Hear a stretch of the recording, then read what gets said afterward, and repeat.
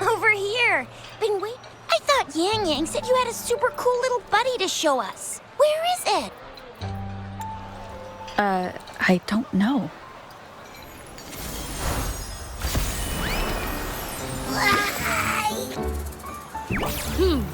Did it just pop out of your tacit mark? Smells good. So, is this how it first showed up when you guys were in the Norfolk Barrens? Yes, back then as I fought off those tacit discords, a burst of energy erupted from that statue. Two forces clashed and collided, and later, one of them emerged victorious, vanquishing the other in a violent clash. General GN and Rover later told me it was this little thing coming out of Rover's body.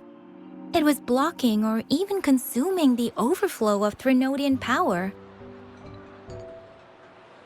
It reminded me of how Rover once absorbed frequency energy with her body in a similar fashion. So we took her to the academy for a checkup with Baizhi. Apparently, this little one is what we had detected before. It's a speculated space or organism hidden inside your body. Now we finally know. It shares similar frequencies with tacit discord's reverberations. It resembles an echo processed by the data bank, stored inside your body instead of a terminal. In other words, it's your own echo, captured or absorbed at some point. Without you, it can't manifest. That's why Baizhi couldn't confirm just how you absorbed that echo back then. Was it you? Was it the little one? Or maybe the two of you together? And Baizhi discovered more after analyzing your spectrums. She found a new power source within you, similar to the Crownless, but even stronger. This power comes from the tacit discord you defeated in Norfolk Barrens.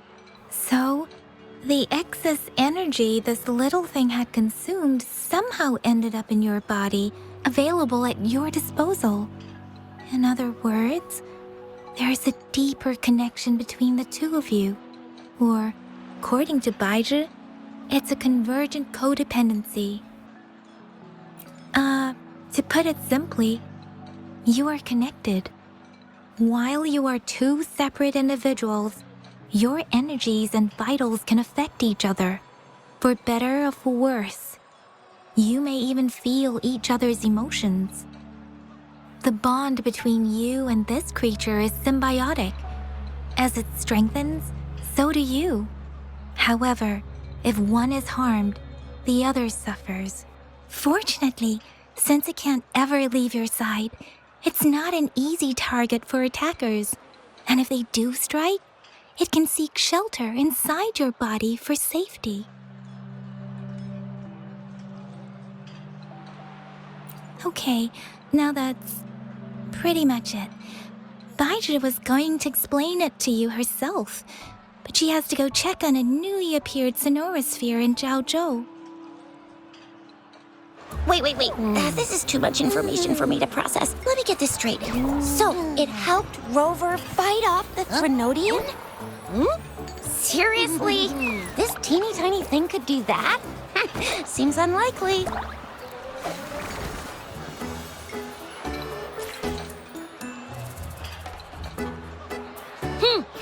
Don't look down on me. You'll regret it when you learn what I'm capable of. That poker-faced researcher was absolutely shocked when she examined me. Said I'm not just any echo. I'm a super-duper cool one. Rarest of them all.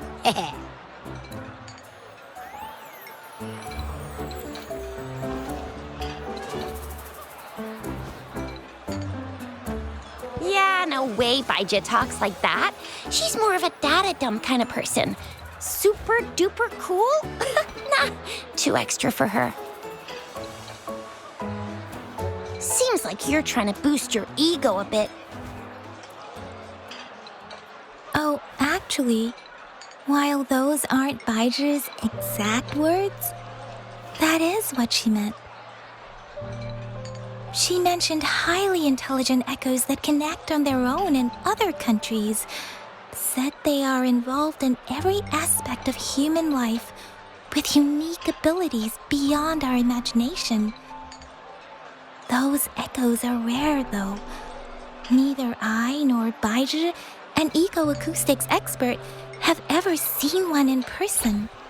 But this little thing here, it could be one of those foreign echoes. Yeah, makes sense. Now we just gotta figure out where it came from. Who knows? We may find other cool echoes in that place. Well, both General Jian and Baija have confirmed it. No way they're lying. I'll admit the thought of someone else having an echo inside them sounds pretty crazy to me. But with you, anything's possible. You can absorb reverberations with just your hands, like the legend says. So maybe one day you just stumbled upon this little thing and soaked it up like a sponge. Sounds feasible, I guess. So, do you know where exactly she absorbed you? Huh? How am I supposed to know? Why don't you just ask her?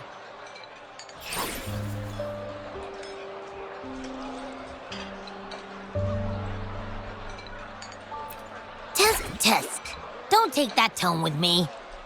But even if echoes can have memories, they probably wouldn't remember things earlier than their first manifestation. I wonder if that's the case with this little one, too. Aha! Finally, someone with common sense. That green-haired, serious guy asked me a similar question. Sorry to disappoint, but I really don't remember anything before I showed up. Maybe... I was just sleeping inside her this whole time. So of course I don't remember. Sleeping? Seriously? It's been so long. All those happenings, all that fighting, and you didn't hear anything? Wow, that's... Your sleeping quality is really something.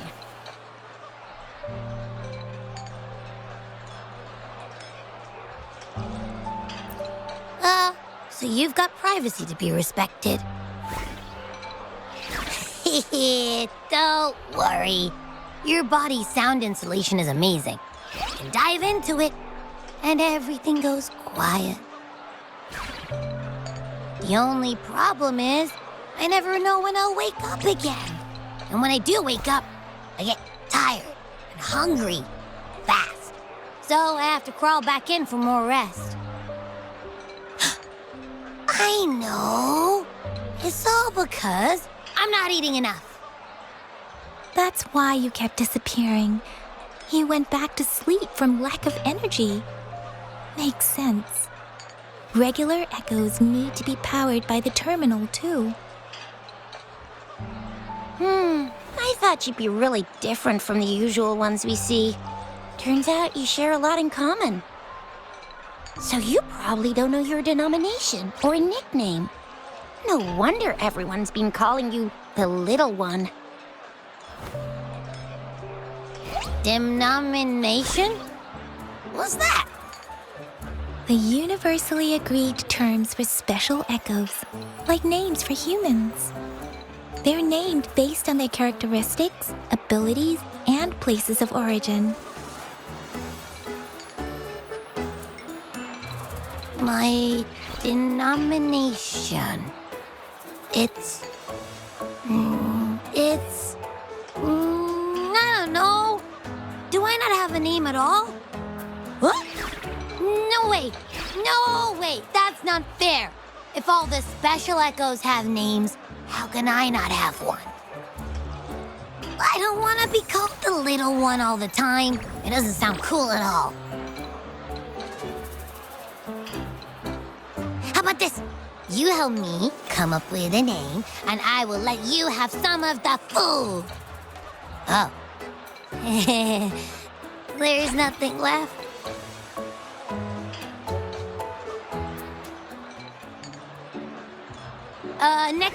Next time, I'll definitely save some for you. Just give me a name. Please?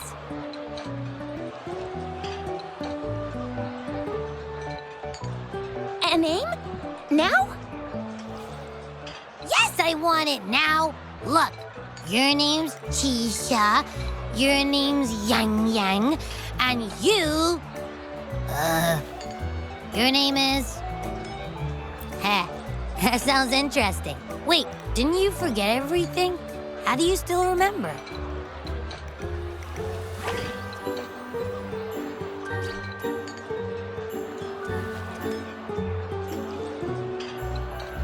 With your old name and memories all gone, it's a good idea to go with a new one.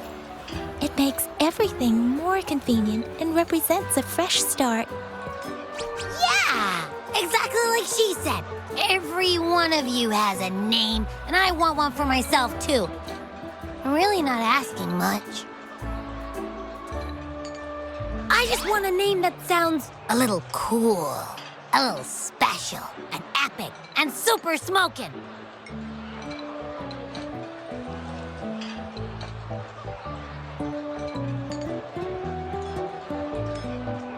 That's true. Let's see. You want a cool one. What about Echo the Invincible? What do you say?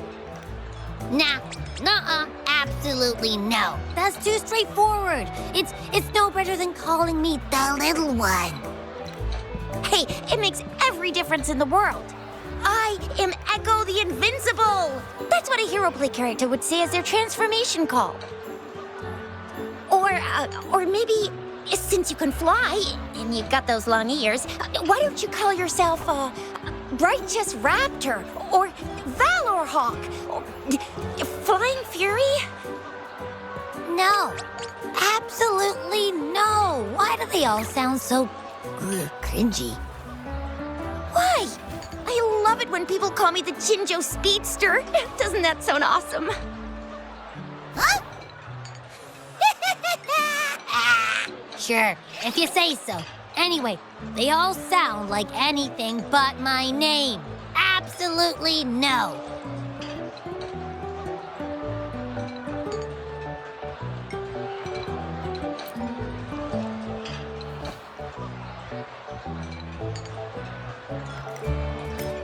Aha! I knew Rover would come up with a good... Wait, why does it sound so random? You didn't just pick two random syllables, did you?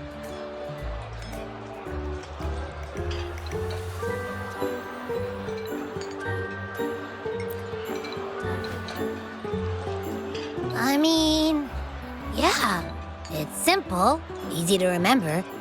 I can imagine myself yelling it out loud, and at least it sounds better than Chisha's cringy titles. But you know, it doesn't quite feel majestic enough.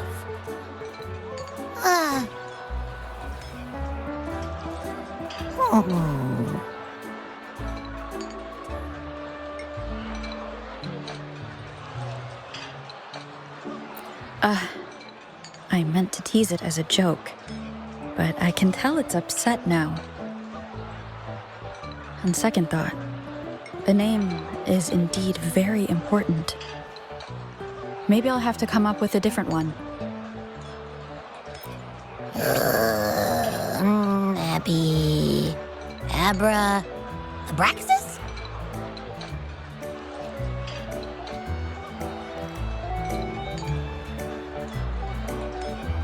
What's wrong? What are you muttering about? Abra... what? Sounds like you're reading a spell. I don't know, but I just have this feeling that this is what my name should be. Okay, ready? Abby. I like the sound of that. That's my name.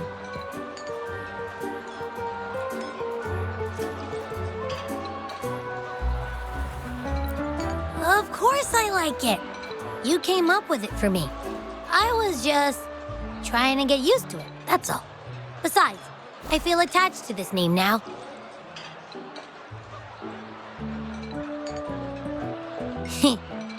My name is Abby. You will not call me the little one again. Sure, we won't. Got it. Well, that didn't work out. I was hoping we could get some answers from from Abby. But now we're back at square one.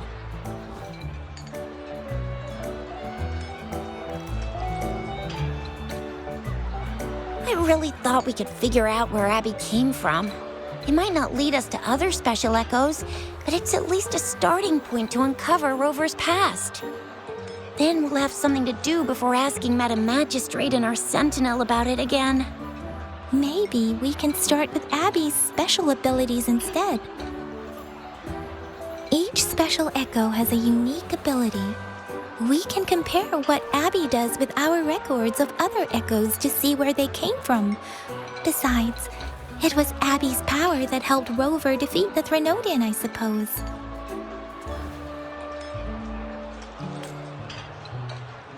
Why do you sound so unsure?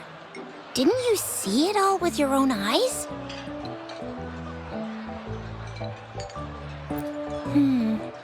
Abby, can you show us again? I'm super curious how you did that. Who knows? We might learn something. Well, since you asked, I'll show you how it's done. But this place is too crowded. Let's move to that open spot over there.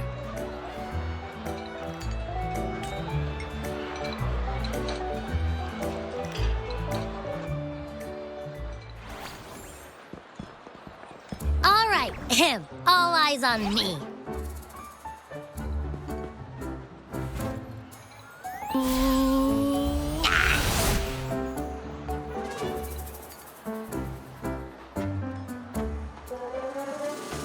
What's going on?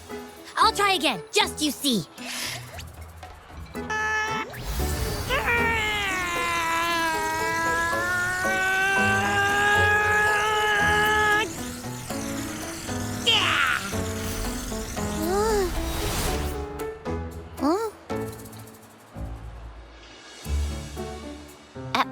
What? Did something happen? Just a little slip, that's all. I can do it. You gotta trust me. Back then, I just stood in front of her, and that big bad Threnodian monster thing it just left. So, you didn't really do anything? Huh? No, I definitely did something. Like I said, I was asleep, and then all of a sudden, I smelled something really yummy coming closer and closer. It was like nothing I ever smelled before. I didn't have time to think. I just had to show up and reach out for it. So, maybe Abby's power activates automatically under certain circumstances. Perhaps Abby can't control it yet. Yeah, it looks that way. You can't even hold your shape for very long yet. Hey! Stop looking down on me. Like I said, it was just a little slip. Really. I think about it. I just stood there and did nothing and ended up beating a Threnodian. Imagine what I could do if I actually tried. Hey, Rover, get behind me next time we run into anything, okay? I'll keep you safe. Promise. You're so real for that, Abby.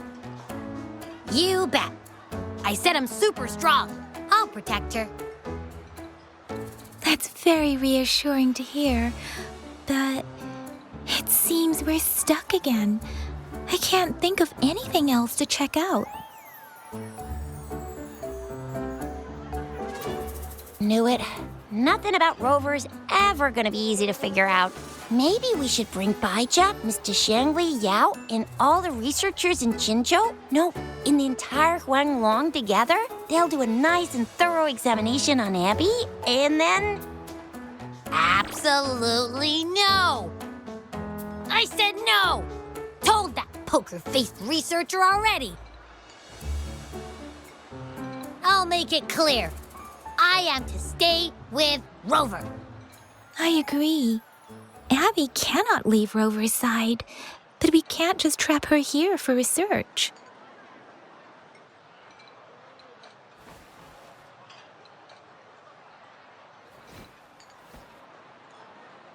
Where did you absorb Abby? What are Abby's powers, and what exactly happened between you two? There are so many questions we can't figure out yet.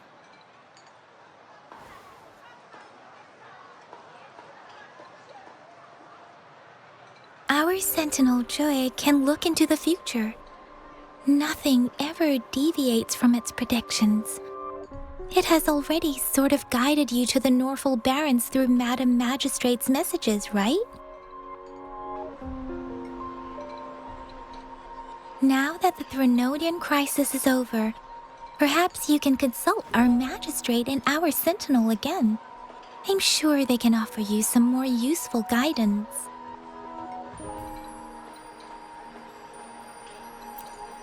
Relax, relax.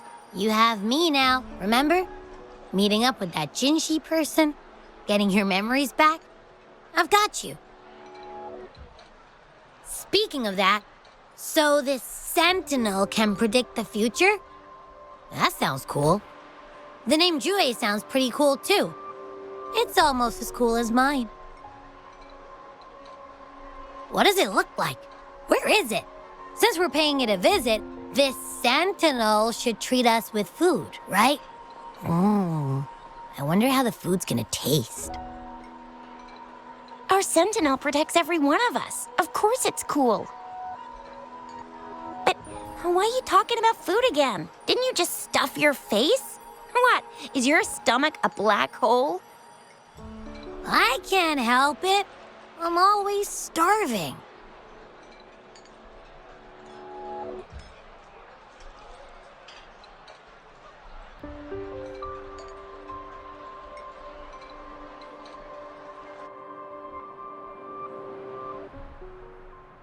Rover, did you hear that?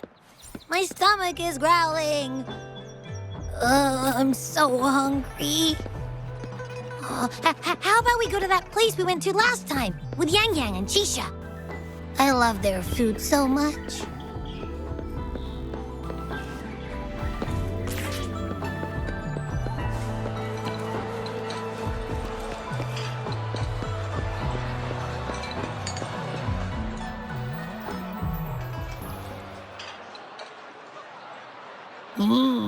Yummy, yummy.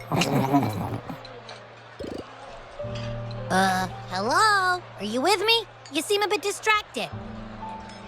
With so much delicious food right in front of you, aren't you gonna try any? Well, if you're not interested, I'll gobble it all up.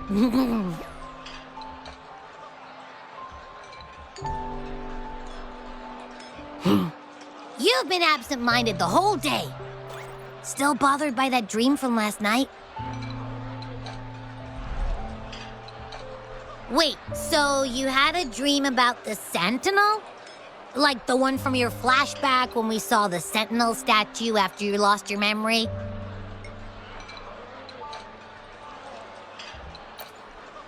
Hang on, so let me get this straight. The Sentinel swooshed you off to a mountain shaped like a dragon, And then there were all these bad things going on, with lots and lots of tacit discords. But the Sentinel saved the day. How exactly did it protect everyone again? Oh, in your dream it made the time different there.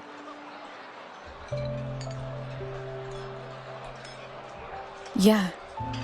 The time in the mountains seemed to have slowed down from the outside, away from the tacit discords.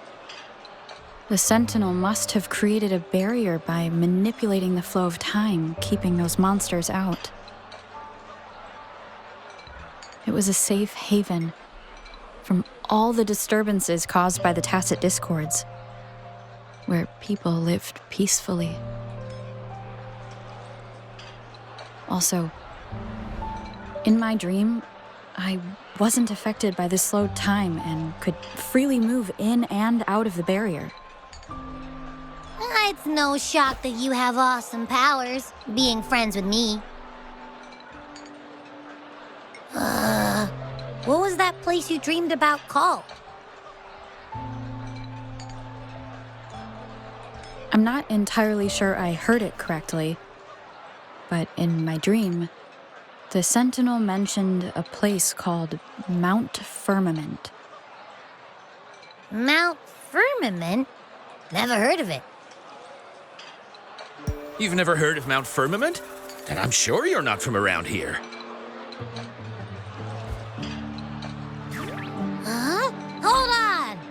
Did you just say Mount Firmament? Oh my! Did that echo just talk?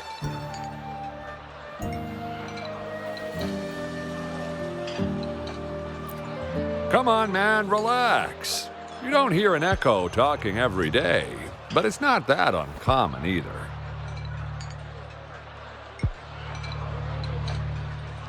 I heard there's a country called Rhinus. What? Anyway, the echoes there are next level. Oh, you're not from around here? Well, that explains why you don't know about Mount Firmament. Legends say Mount Firmament is where the first people of Jinzhou lived. It looks like a giant statue of our Sentinel Jue. I've never actually heard of anyone going to that place. They say those who try either get lost in the sea mist or never come back.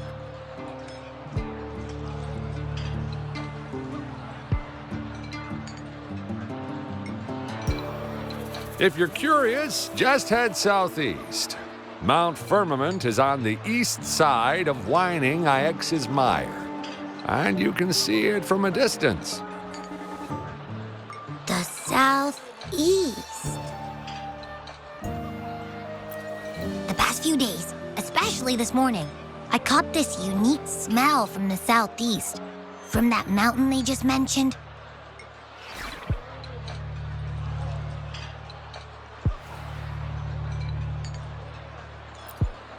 It's like a strong energy pulsing through the air, but I can't quite put my finger on it. It feels kinda weird, though. Doesn't smell natural. Could it have anything to do with what you said? A place where time passes slowly? Do you want to go check it out? I had a flashback about seeing their Sentinel. Perhaps that happened on Mount Firmament. I can feel an unknown force guiding me, urging me to go there and find something. Jinxie said she'll go search for the Sentinel and update me on its whereabouts. But so far, I have not heard anything from the City Hall yet. Then shall we go check it out together? It feels really suspicious.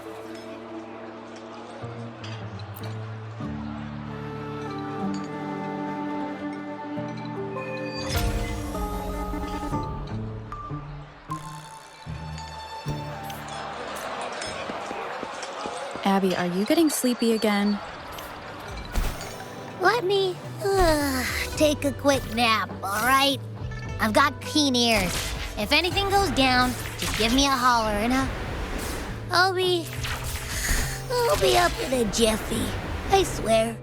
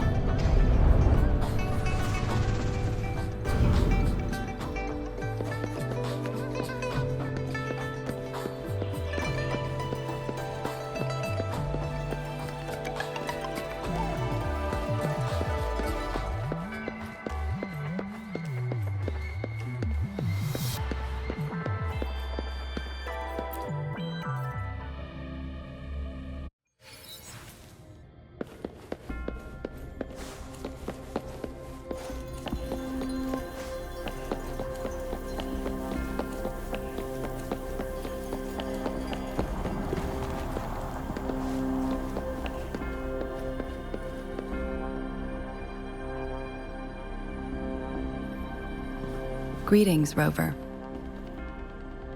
What can I help you with today?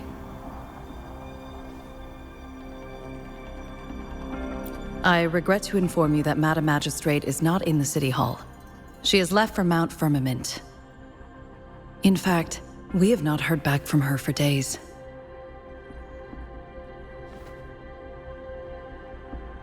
Unfortunately, no. Please keep this confidential. The situation in Jinzhou is still unstable after our battle with the Threnodian. We must limit discussion of the Magistrate's whereabouts to a select few. When we captured Scar, he claimed that the Fraxidus had imprisoned our Sentinel. It was around the same time that Madam Magistrate lost track of Sentinel Jue. If our Sentinel is truly in danger, or if someone with malicious intent obtains this information, the potential consequences could be as catastrophic as the previous Threnodian invasion. In order to investigate the Sentinel's whereabouts, Madam Magistrate has left for Mount Firmament, its last recorded location.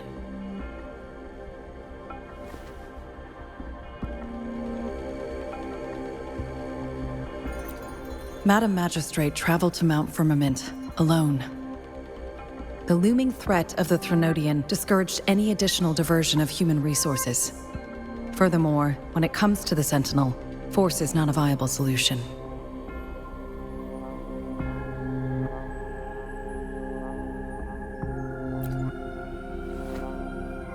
Madam Magistrate trusts you. It is beyond my authorization to meddle in your decisions. However, the landscape around Mount Firmament is complex. One must be accompanied by a special wayfinder to navigate safely. That's all I know.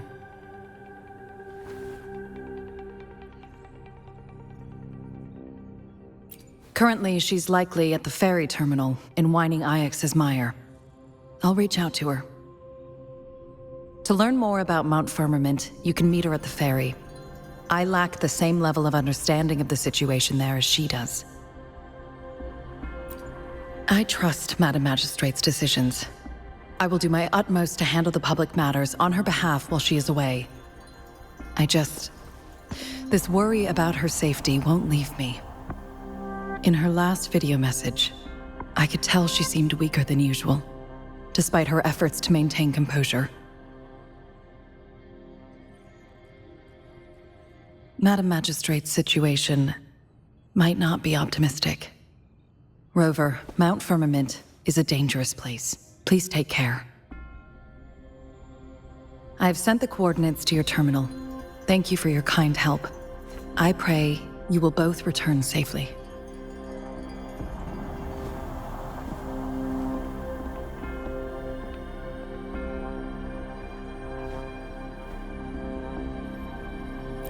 I'm listening.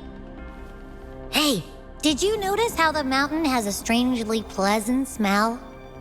It doesn't look edible, though.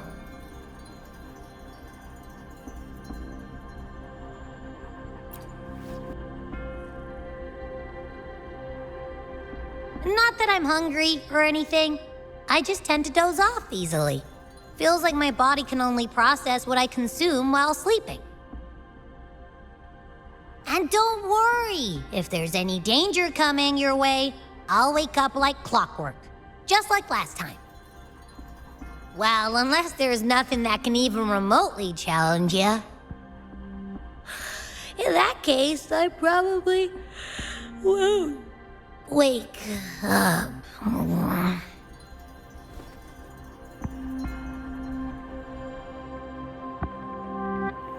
Let's head to the ferry. Mount Firmament. Our Wayfinder should have plenty of information to share.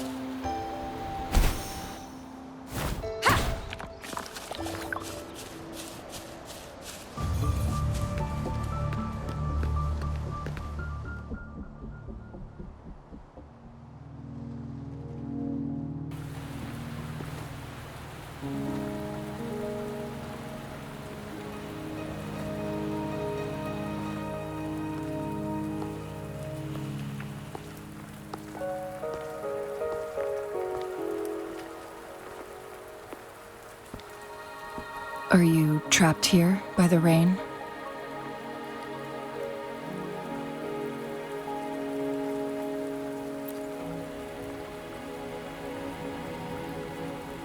I happen to be waiting for someone too.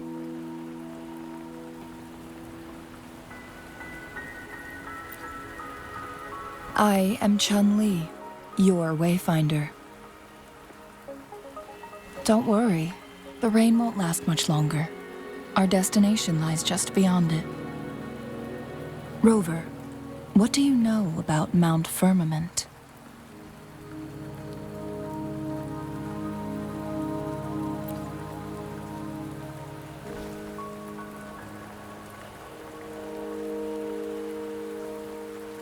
There is a certain folk tale. Have you heard of it? While hiking in the mountains, a woodcutter came upon two people playing Weiqi and became enthralled with their game.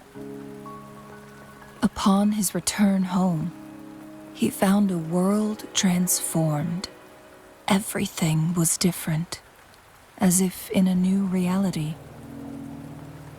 That mountain was a secret realm where time worked differently.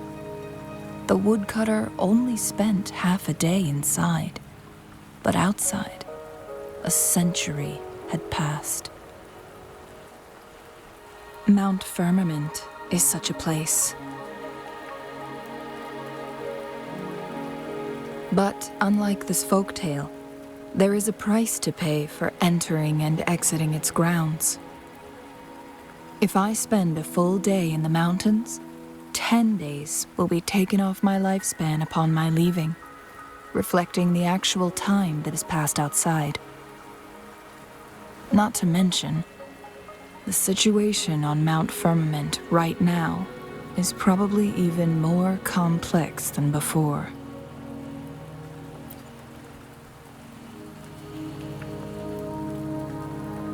The strange time patterns of Mount Firmament are tied to the Sentinel's temporal mandate. Time ebbs and flows at its will.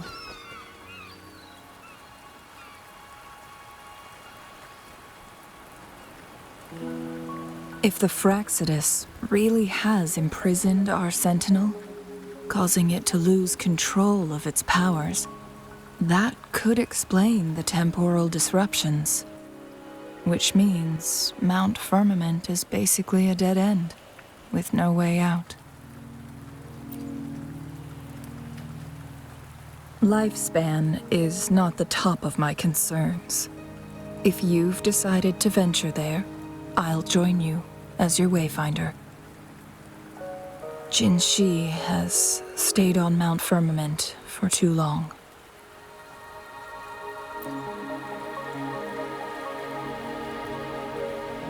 She doesn't miss a thing, does she?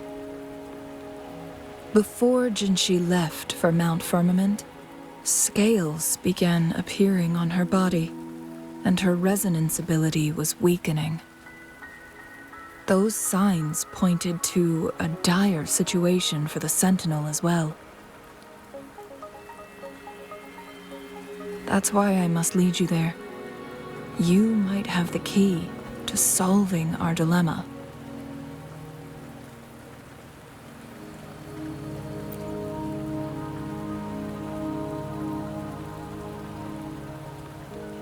You're here because I invited you.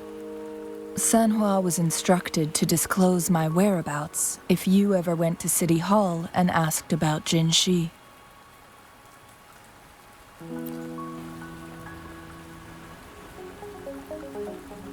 It's no surprise that you went to City Hall for answers, considering your memory loss and Jin Shi's prolonged absence.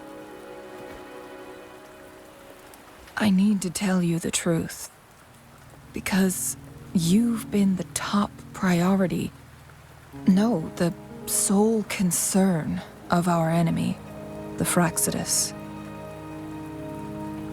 That overseer tried everything to sway you and make you join their side before our battle with the reviving Threnodian.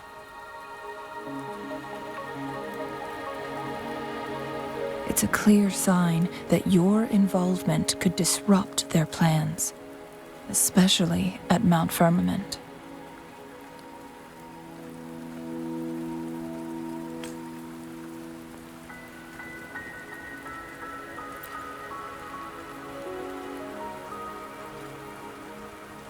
Records at the Grand Library tell a tale of someone who dared to enter Mount Firmament after the Sentinel's descent, and they emerged unscathed, as if time had no hold on them. They were also said to have stood alongside the Sentinel. And here before me stands someone who bears an uncanny resemblance to that very individual.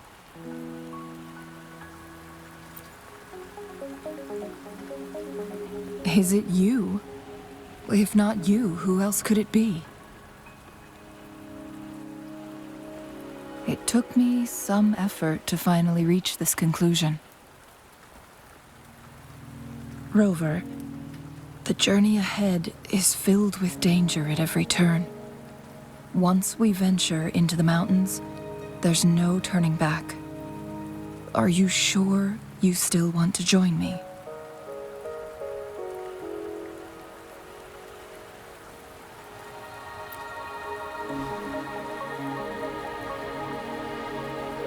As your wayfinder, I'll lead you to your destination. What you do after that is entirely up to you.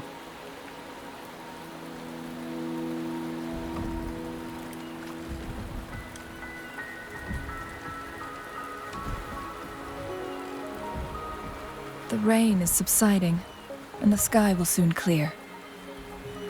It's time for us to head out.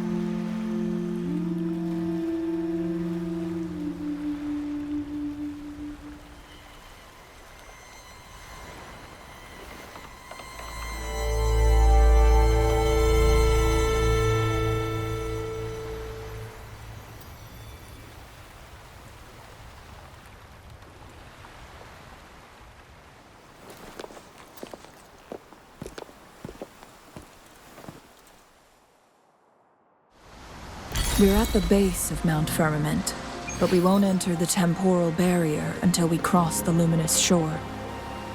Shall we proceed? The storm is coming. Some people must be itching to pounce.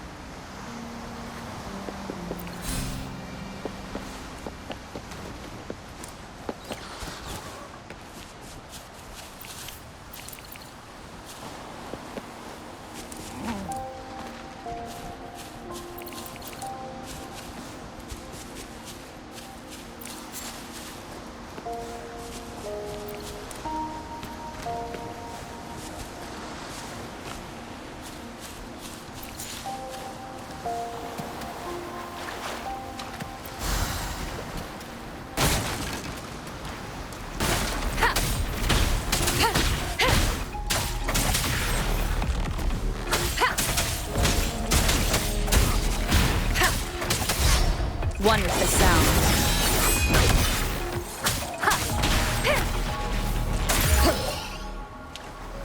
Cherish every gain.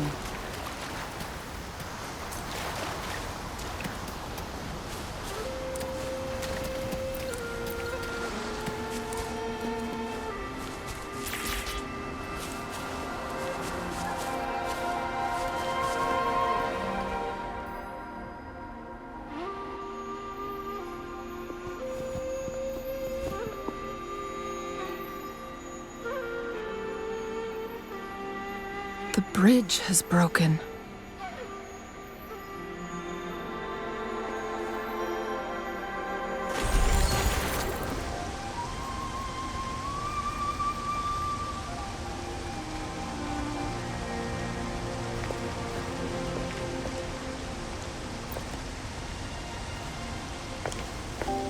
Judging by its design and intricate details, it must be a creation of the Court of Savante.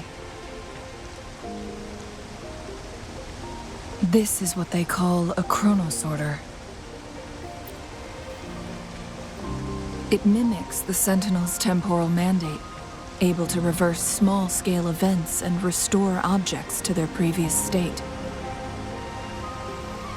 My master once told me about the Court of Savante and their fearless quest to unravel the mysteries of Mount Firmament, risking all in their pursuit of understanding its strange flow of time. Their dedication bore fruit in the form of fascinating inventions, such as this chronosorter. But it doesn't add up.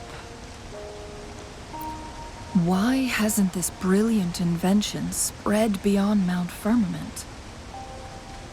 This chronosorter was built beyond the temporal barrier, so its creator must have already paid the price for leaving. But even if they died, there are countless other CSC members who could replicate it. How did such advanced technology become lost? Or do these chronosorters stop functioning once they are removed from Mount Firmament? This chronosorter, weathered though it may appear, bears no signs of neglect. Someone has tended to it diligently. Let's give it a try.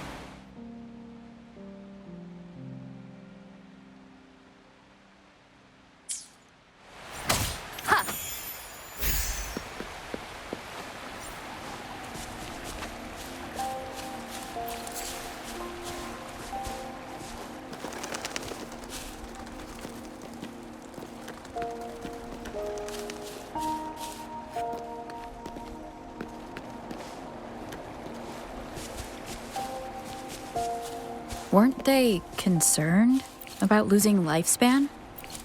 For those fanatics, nothing mattered more than the truth. To live every moment with overwhelming passion. How many can claim such a tenacious drive and unshakable determination?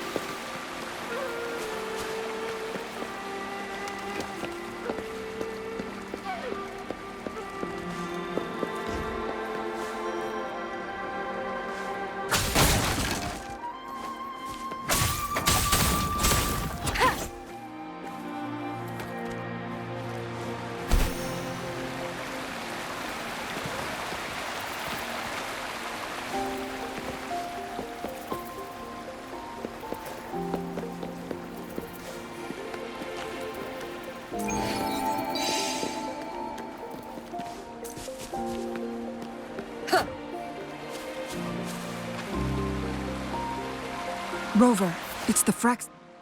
This. One step down.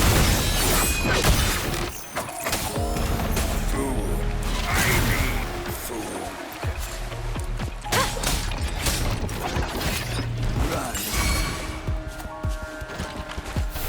Stay behind me. Shackles be gone.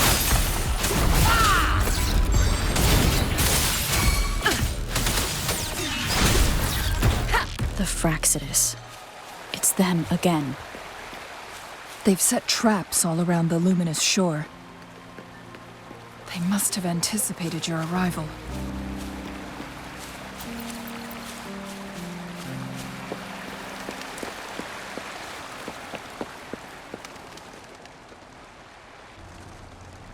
The entrance is sealed.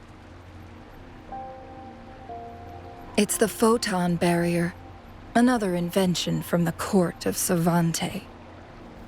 Specific steps must be followed to undo the barrier. Rover, I'll guide you.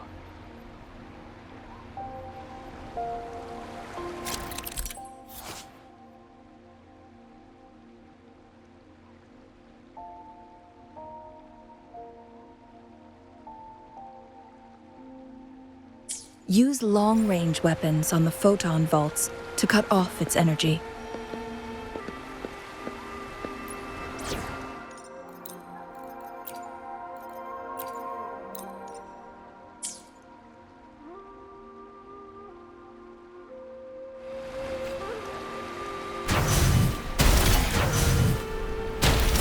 Once we've reached the cave's end, we'll enter the domain of Mount Firmament.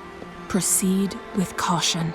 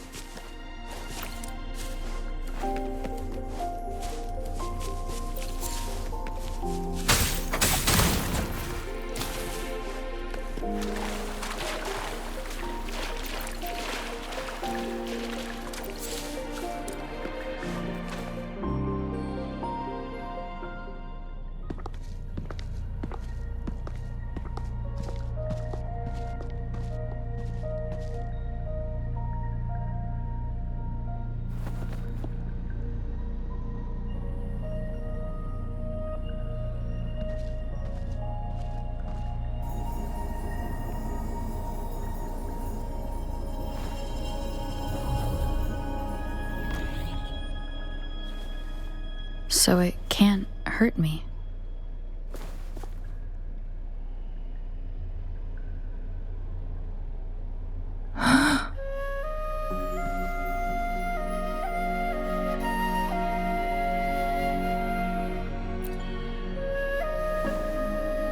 Time on Mount Firmament used to simply flow slower than in the outside world. visitors were safe as long as they remained within the temporal barrier. But what we're seeing now is different. The flow of time has gone haywire. This is what we call temporal disruptions. What was once slow and steady has become chaotic and turbulent. Some areas are frozen in time, while others speed up or slow down unpredictably. No one knows how much they'll age after leaving Mount Firmament, but aging from youth to old age may be a blessing compared to the unknown fate that awaits. Leaving Mount Firmament could turn any mortal to dust in just a moment. Such is the power of time within its walls.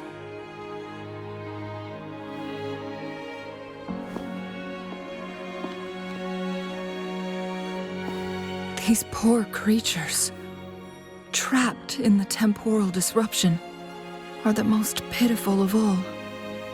Their bodies and minds have been ravaged by the chaotic time, leaving them in unimaginable suffering. So, it looks like the Fraxidus did manage to capture our Sentinel, leading to the temporal disruptions we are facing now.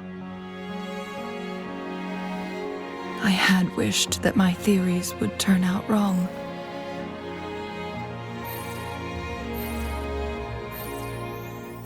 As expected, my terminal isn't working. We can't reach Jinshi.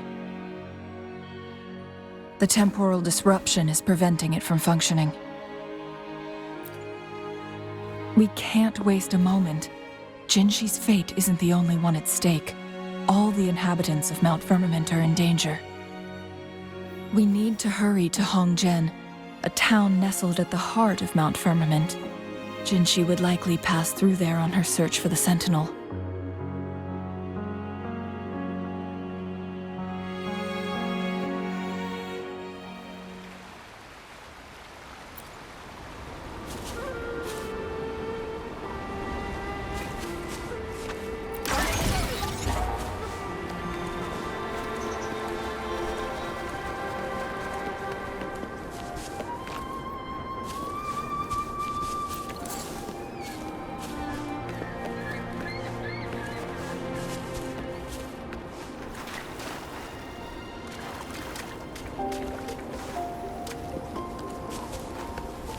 The temporal disruptions have spared nothing on our way here.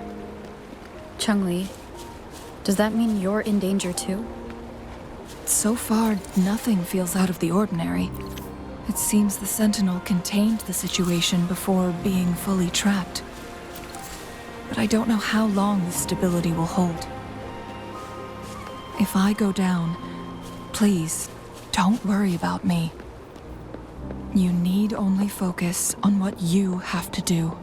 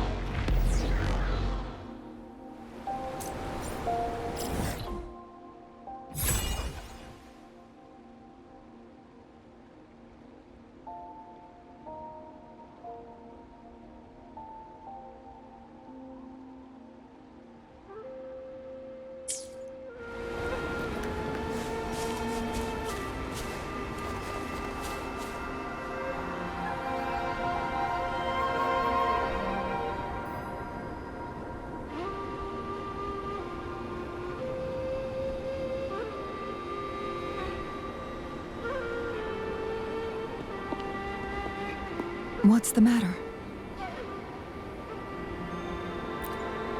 You dreamed of Hongzhen?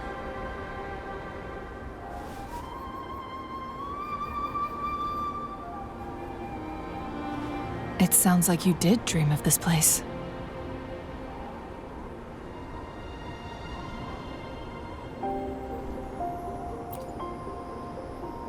What you just described closely aligns with the accounts documented in our Grand Library. Over a century ago, a vast horde of tacit discords invaded Huanglong. Hongzhen suffered greatly during that onslaught. Thankfully, the Sentinel descended, manipulating time to erect a protective barrier, keeping those monsters at bay. Rover, perhaps that dream is more than just a dream. It could be a glimpse into your own past, and a guiding light for the future.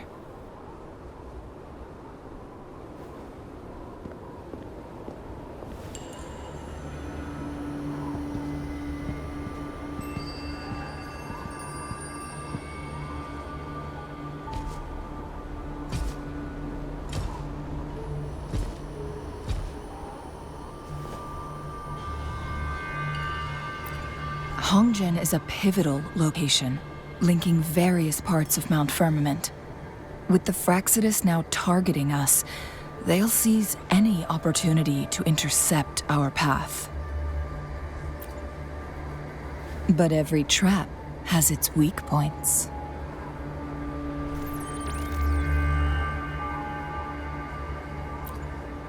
Someone has used their resonance ability here, but it feels different from the Fraxidus aggression. It's Jinshi. And it seems like she used it in a dire situation. Could it be related to the people of Hongzhen? The traces lead deeper into the heart of Hongzhen. Let's keep moving. Don't let your guard down.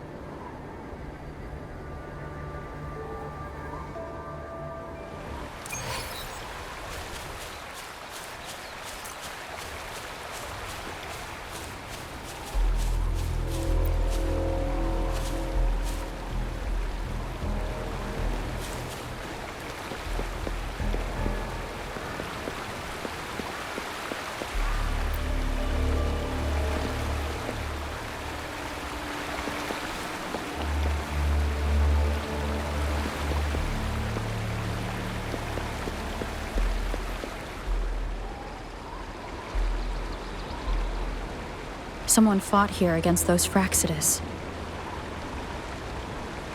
Must be Jinshi. Her trails led to this location. Using her resonance ability too much would only worsen her condition. But she must have had a reason. Was she helping the people of Hongzhen find refuge? Chun-Li, there are traces here. They're pointing north. Let's proceed in that direction.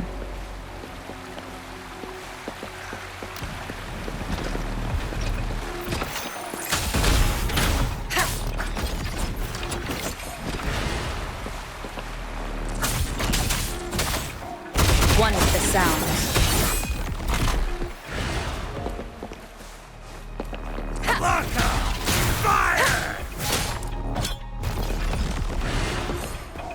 You will obey.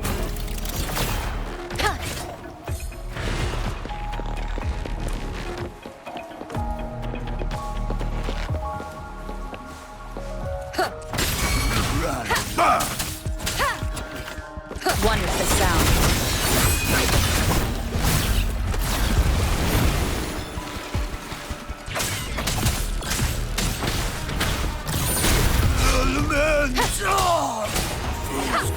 I need.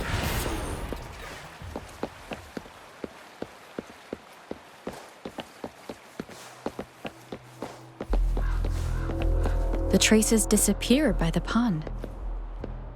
Rover, we need to keep an eye out for anything unusual. The vase on the stone table seems rather peculiar.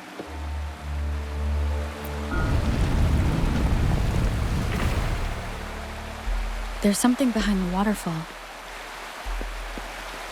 Let's go take a look. Another photon barrier. 3 photon vaults to break. Rover, use ranged attacks.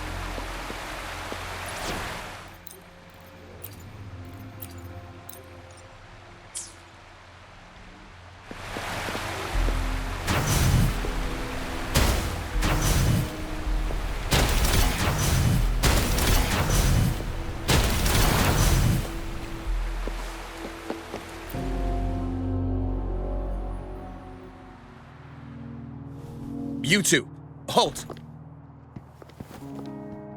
Hold on. Lady Xingyi. Relax, they're our honored guests. No need to be tense. In a single day, we've greeted both the Magistrate of Jinzhou and her trusted counselor in Hongzhen. I can only assume something significant happened. It's been a while, Changli.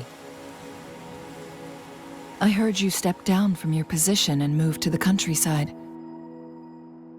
And now here we are, meeting again after all this time, in such unfortunate circumstances. For years, I lived secluded, no longer concerning myself with the matters beyond Hongzhen. But the current situation in Jinzhou is volatile. It has reunited us in an unpredictable moment.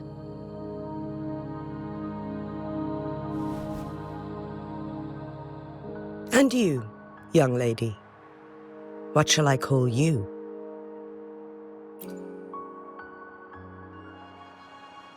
My name is Xinyi. Pleased to make your acquaintance. Please follow me this way. It's not safe to talk here.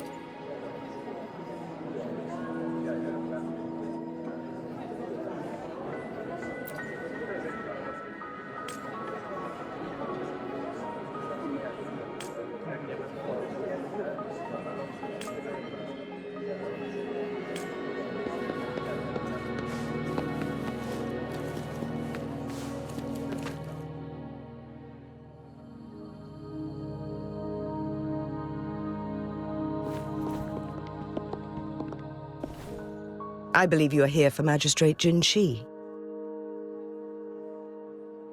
The magistrate left Hongzhen about 15 minutes ago. She should be at the Truth Seeker's Pass now. That's what they call it in Hongzhen. You might know it better as the ruins of a Court of Savante facility.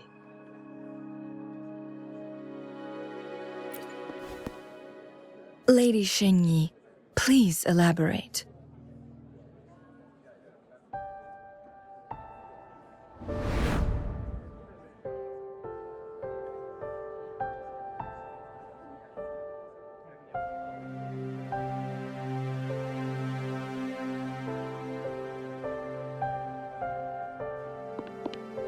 Madam Magistrate, are you...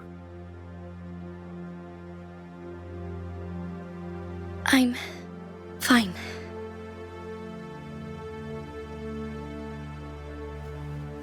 How's the situation? Have we evacuated all the civilians? Yes. Remaining civilians have been counted and escorted to safety. Good. These hidden chambers should provide some much-needed shelter for them to rest a little.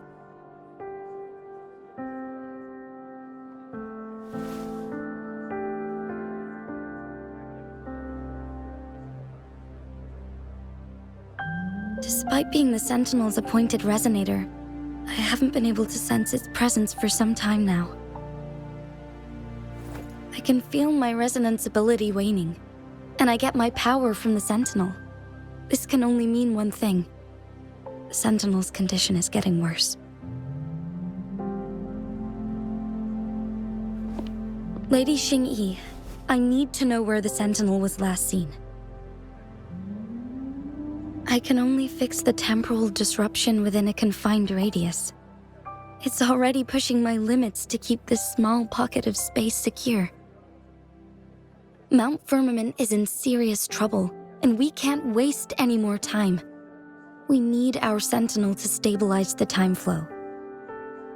The Sentinel was last seen flying towards Huanglong chamber, where it would normally rest. The Fraxidus likely swarmed it soon after.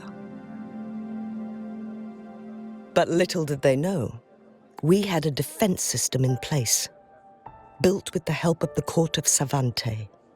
It was reactivated as soon as our Sentinel made it back inside. This mechanism has allowed us to locate their troops, and we've already eliminated some of them outside the Huanglong chamber. To get inside Huanglong chamber, we have to find the cipher key in Truth Seeker's Pass and unseal it with the Keyforge. Understood. I will go bring back the cipher key. You are injured. Please, rest and leave it to me.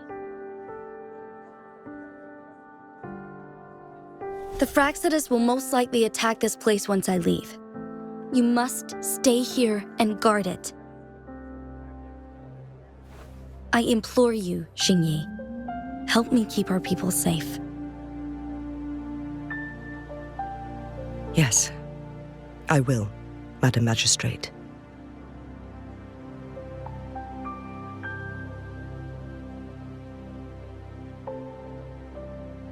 Before I headed to Mount Firmament, the Fraxidus revealed a prophecy from our Sentinel. A fateful clash between the Sentinel and myself that would shape the fate of our city. I never intended to believe their baseless claims, but I was not surprised to hear it.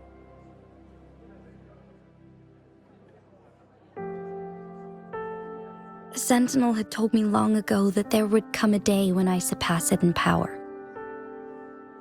A day when the humans of Jinzhou take control of their own destiny. Once we save the Sentinel from danger, I intend to have a serious conversation with it about this prophecy.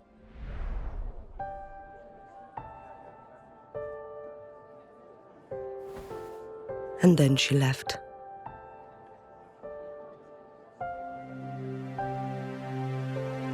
There's still one thing that doesn't add up.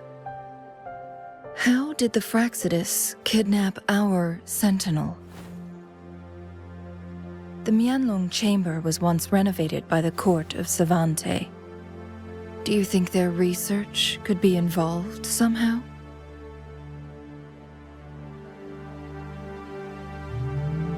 I'll look into what you said. But once we have the cipher key, the Huanglong chamber will be left vulnerable to the Fraxidus' potential retaliation.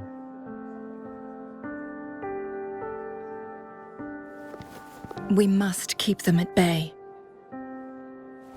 Rover and I are headed to the Truth Seeker's Pass to meet up with Jingxi. We'll distract the Fraxidus' main forces, giving you an opportunity to stage your ambush. And the locals will handle the rest. I will send some men to open up the side exit for you. Head south and keep walking a couple of minutes, and you will see the Truth Seeker's Pass downstream. Thank you, Lady Xingyi. Please, leave it to us.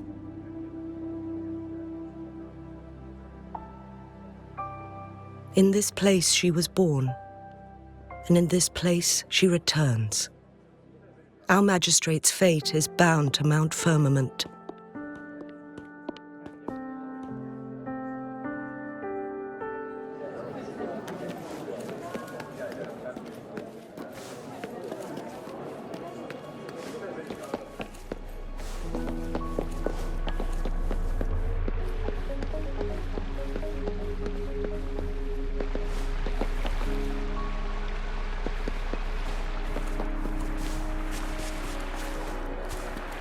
Did Xingyi and Jinxi know each other?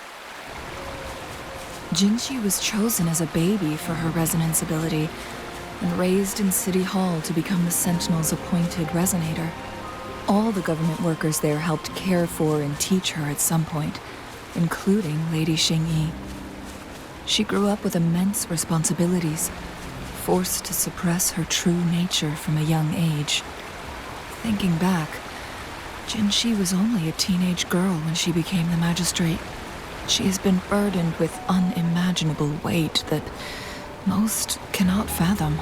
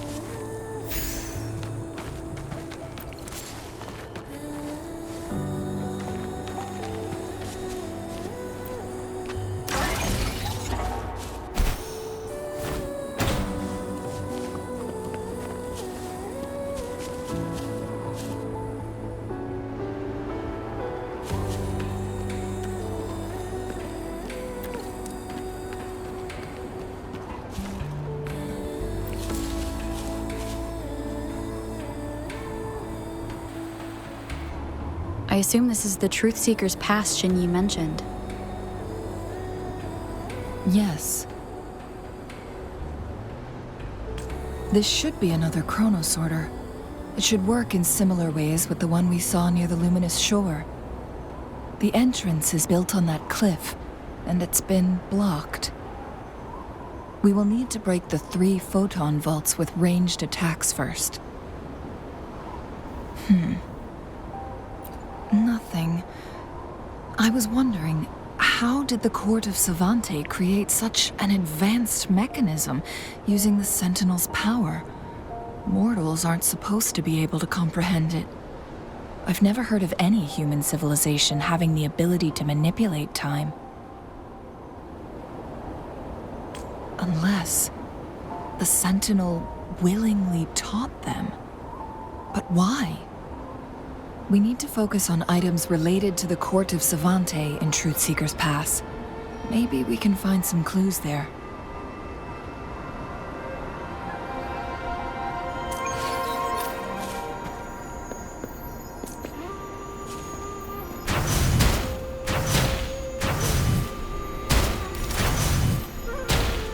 One of the photon vaults always ends up blocked off. We can't seem to break 3 of them at once. Perhaps we'll need to use the chronosorter.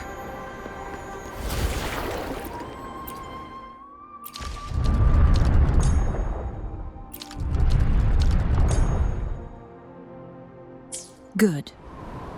Did you see the tacitite fulminate on that cliff? Perhaps we can create an opening in this disk with an explosion.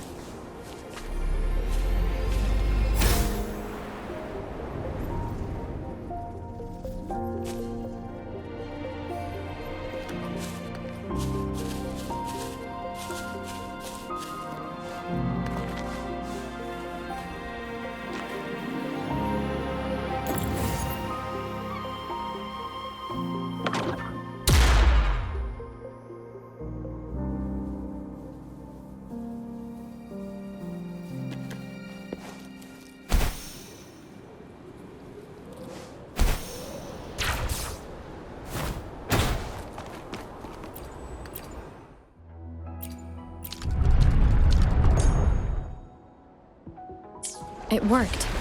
The opening fits right onto the middle photon vault. Rover, now we can hit the 3 photon vaults simultaneously.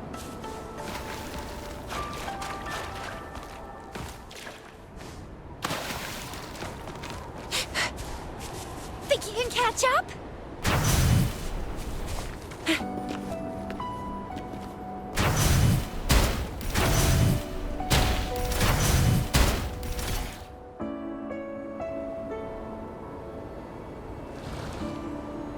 The blockade has been lifted. Let's go in.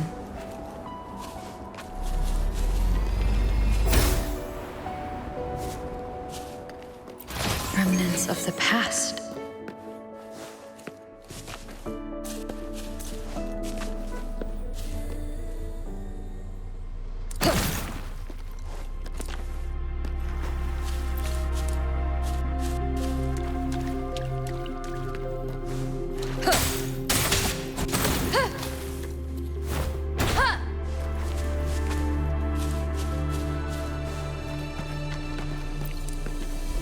Why are there tacit discords here? No. These monsters... They don't look like the usual tacit discords. These also look like the works of the court of Savante. Did they create these simulated holograms to protect this place?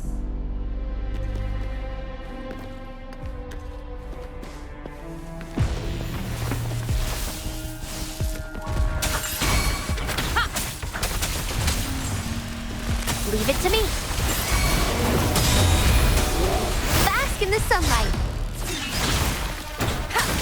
Wonderful sound.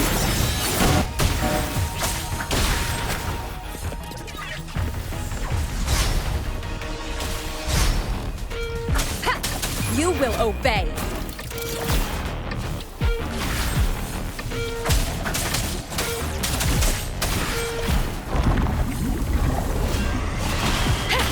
No hesitation.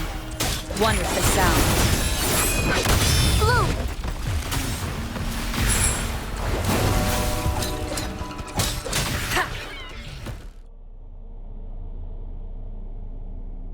That thing up ahead. Is it another mechanism? It seems to have unlocked after we got rid of those holograms. Let's go and have a look.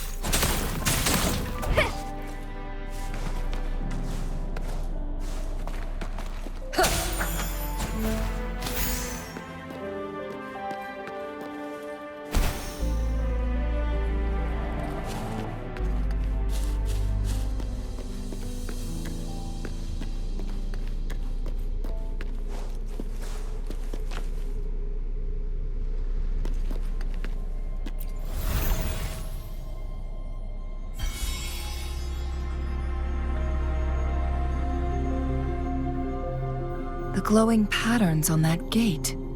It's a flare crest. Yes, the flare crests have a complex structure, but they can be deciphered with patience. See how each star represents a flare stone? That mechanism we accidentally solved earlier should be one of them. Yes, we still need the other two flare stones to open it. Wait. The blood and scales here. It's Jinshi. She is likely teetering on the edge of overclocking now. We are running out of time.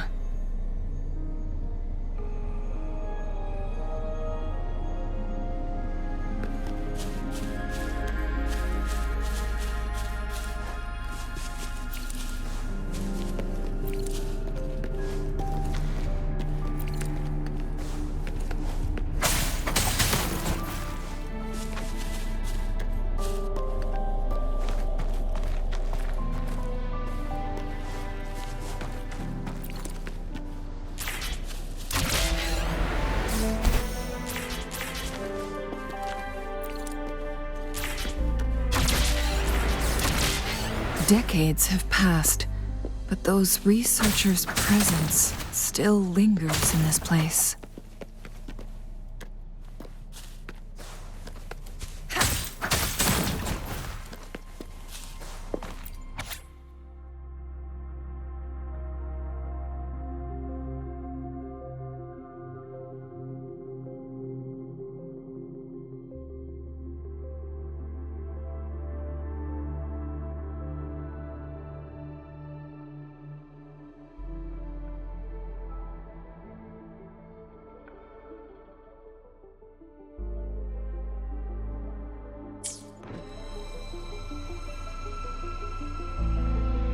The Sentinel's situation is worse than we thought.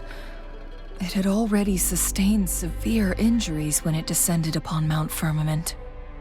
With one of the temporal programs lost, it no longer had the power to restore time. Instead, it could only stop and rewind it.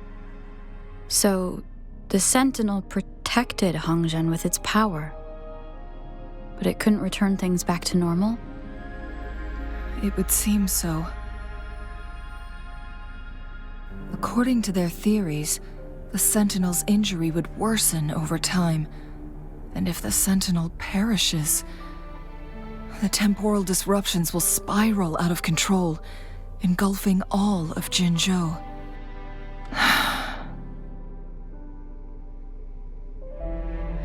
So the Fraxidus just added a pinch of salt to the already gaping wounds on Mount Firmament. There's nothing we can do. At least that's what it says in these records. Only the Huanglong chamber can provide temporary relief for the Sentinel, but it won't heal it completely. In the end, the Sentinel and a peculiar visitor who is immune to time disruptions would have to come up with a last resort. The Sentinel couldn't be fixed, so they decided to replicate its power onto a resonator through induced resonance. Their experiments resulted in the first chronosorter, a man-made resonance object. No, a chronosorter can only rewind time within a narrow range. It's no match for the Sentinel's immense power. We are getting closer and closer to the truth. 2 more flare stones left. Everything aside, first we must find Jinshi.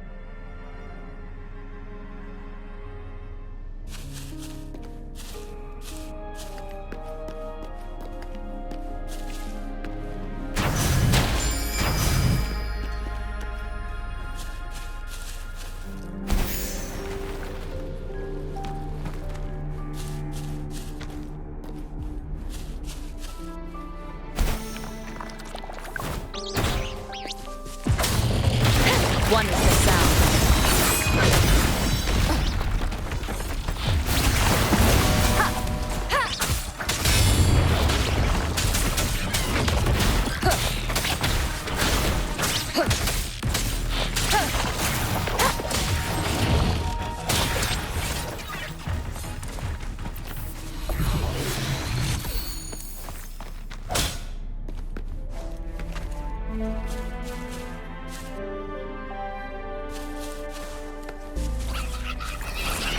None shall whisper. One with the sound.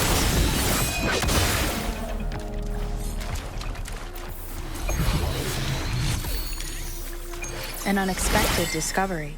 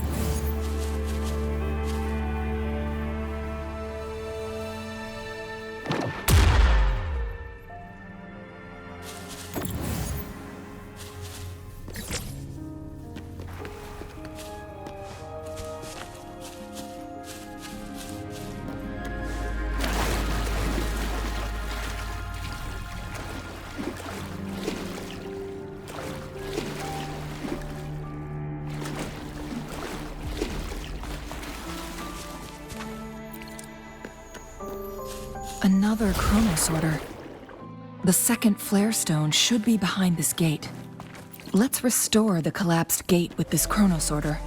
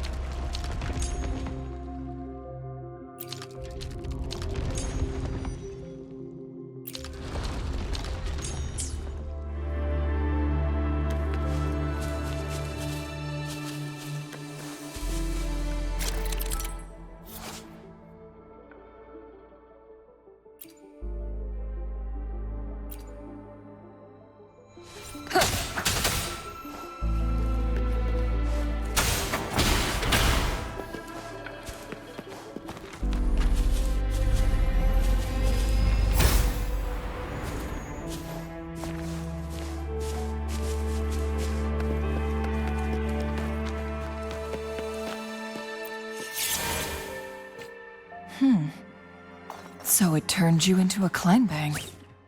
Please use the leap device to eject yourself and crash through that ice wall.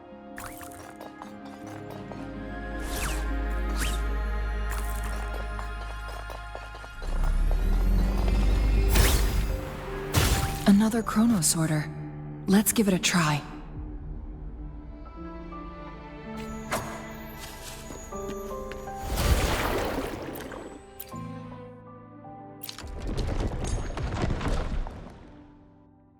The stone slates have formed a path. Now we can bring the tacitite fulminate across the water.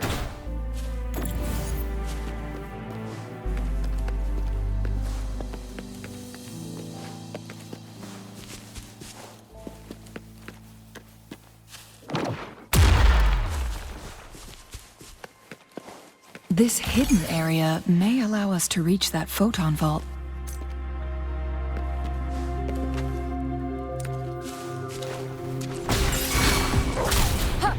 One with the sound.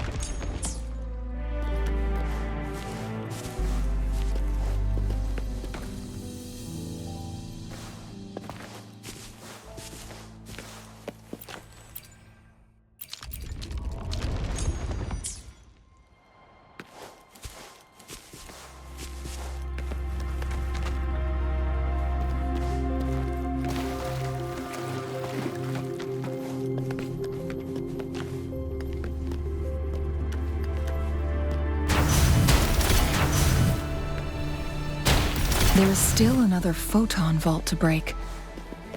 We can't reach it from here. We may need to look around for a... This hidden area may allow us to reach that photon vault.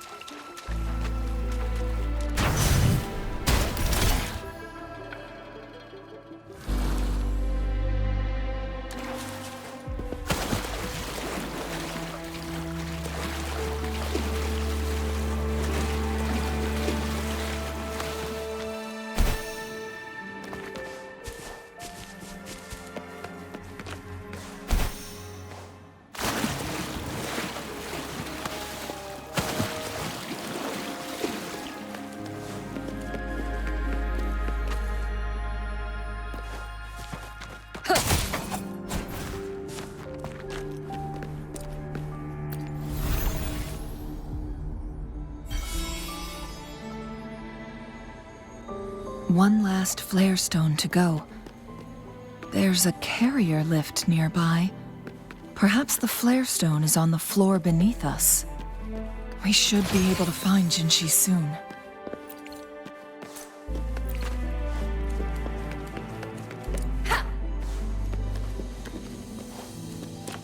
We've reached the carrier lift.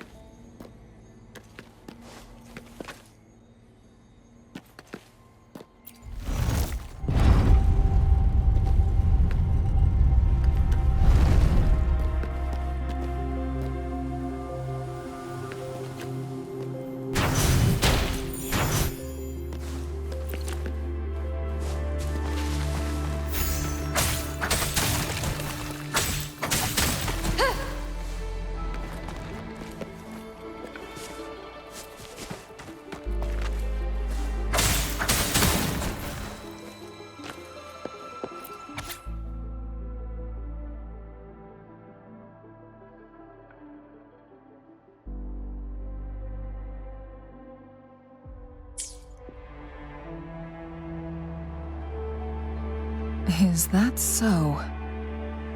So this file confirms that the chronosorters are artificial resonance objects. They activate when hit with a strong impact to create the corresponding resonance effects. And this also answers my previous question. The chronosorters rewind time through resonating with the Sentinel. No, it was nowhere near enough. The chronosorters shut down once they are removed from the Sentinel's range or the abnormal time flow on Mount Firmament. Plus, as artificial resonance objects, their capacity is limited. According to the Court of Savante researchers, there was a hypothesis that could potentially make them more powerful, the Second Resonance Awakening hypothesis, which states the collision between two resonating frequencies might cause a second resonance awakening. Yes, that fight has to happen to trigger a second resonance awakening for Jinshi, so she may exert even stronger resonance abilities, ones that allow her to restore the flow of time. Countless chronosorters were made to collide with the Sentinel's frequencies, but they were no match. All the machines turned to dust. One chronosorter briefly showed the power to restore time before breaking apart. This proved that a second awakening can indeed improve resonance ability. The research log mentioned that all chronosorters were working in an overdrive mode. It's similar to how human resonators experience overclocking, they wrote. Overclocking happens when a resonator overexerts their ability. And this researcher who wrote this suggests that it might be the key to triggering a second awakening. No, it's not. Exhausting oneself will only result in destruction. In addition, I noticed another detail in these records. The chronosorters required manual control, while the Sentinel Jue appeared to be under someone else's command. In the only incident of success, just as the chronosorter was about to break down, that peculiar visitor gave an order to the Sentinel, and the Sentinel successfully transferred some kind of energy to the chronosorter thanks to that order. Rover, do you have an idea?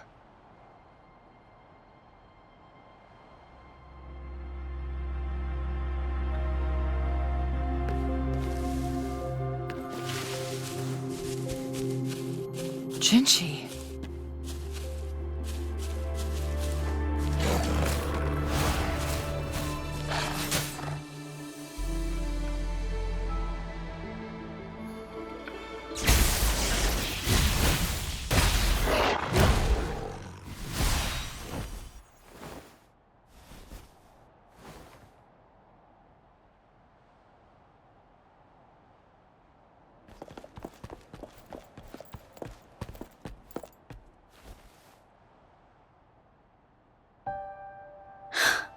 You.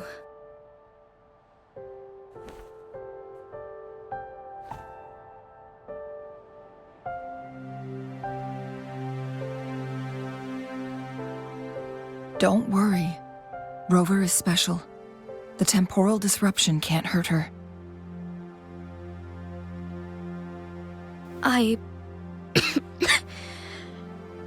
But, Changli, you're... Shh.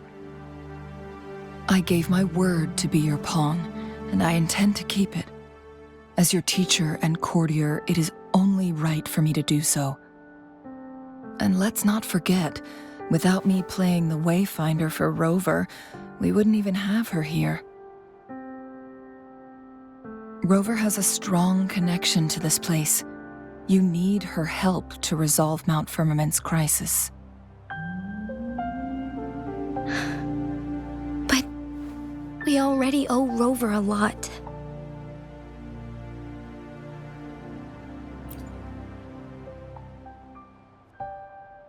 Thank you, Rover. Thank you. Rover, I will do everything I can to rescue the Sentinel as soon as possible. And we can finally talk to it in person. It will surely have the answers you want. Let's cut to the chase. What did you find in Truthseeker's past, Jinchi?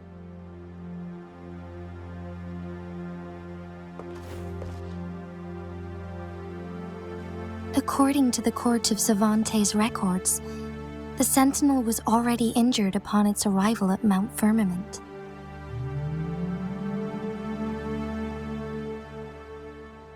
As time passed and its condition worsened, the flow of time became unstable here, causing temporal disruptions that could potentially threaten Jinzhou. Only the Sentinel's appointed resonator can restore its temporal mandate.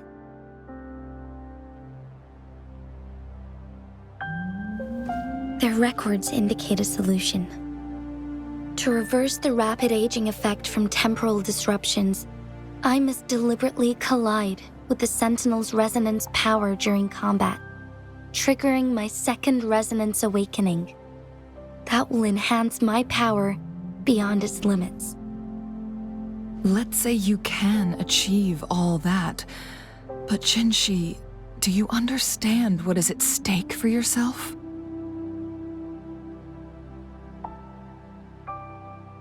I understand. I share a resonance connection with Jue, but I never took the time to truly get to know it. I've been blind to its suffering for so long. Sentinel Jue has been guiding us since the city's founding with its wise words and well-crafted decisions.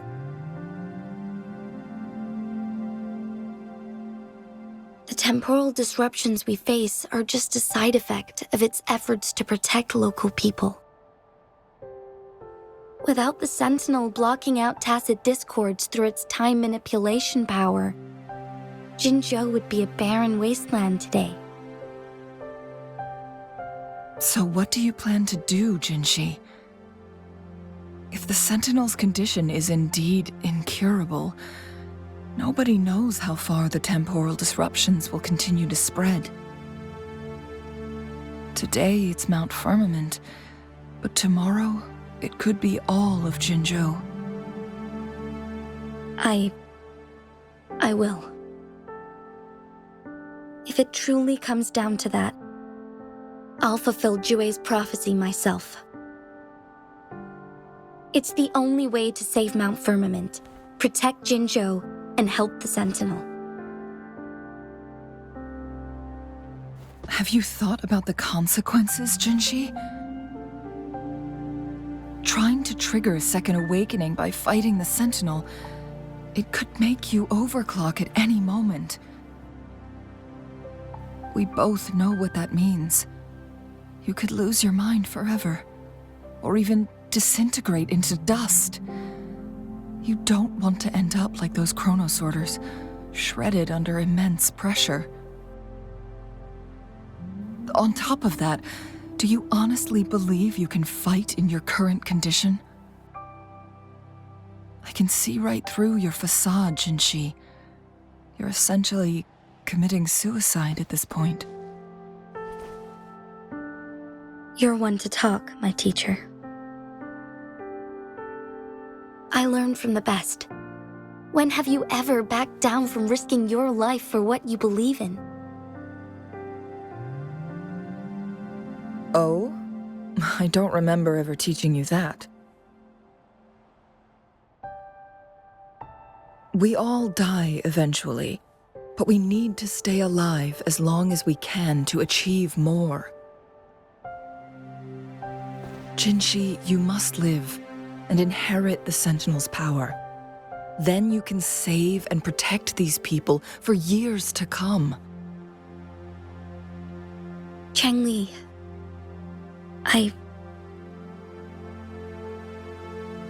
Jinshi, I don't intend to stop you. I know you've made up your mind. That's why I brought Rover here. You may have already guessed it. Rover is indeed the hero who fought by our Sentinel's side during Jinzhou's early days. She's also the mysterious visitor spoken of in tales about Mount Firmament. All evidence we've gathered points to this being true. If anyone can help us with the situation at Mount Firmament, it must be Rover.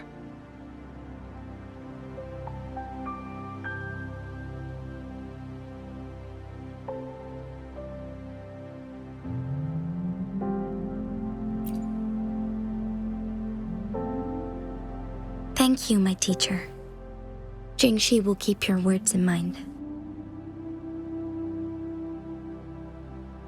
Lastly, we still don't know for sure how the Fraxidus is keeping our Sentinel trapped. This will determine if you can actually meet it face to face.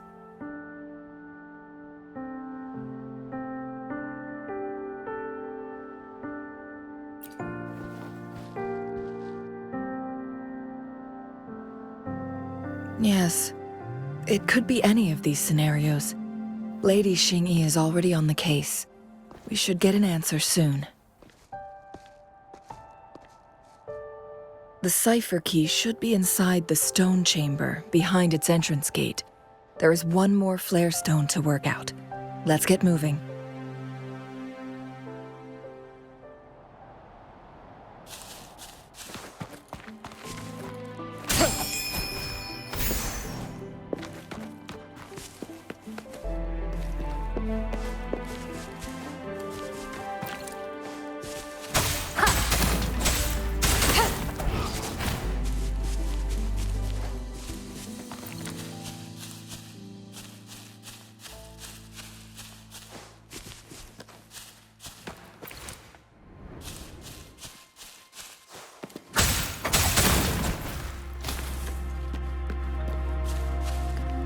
Look, our last target, on those floating floor tiles. We need a way to restore them.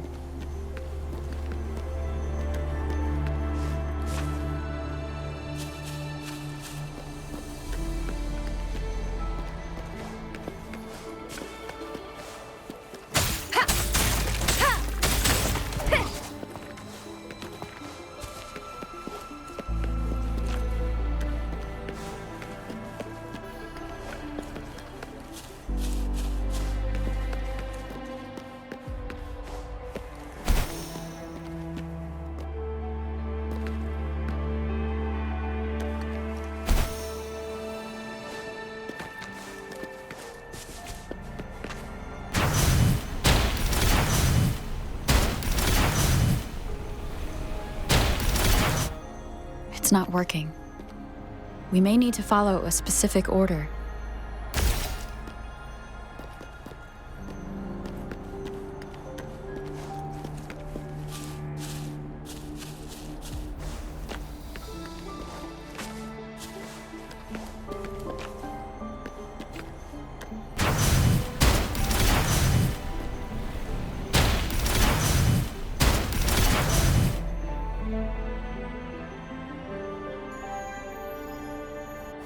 It worked. The court of Savante set many traps here. They must have worked hard to protect Huanglong Chamber.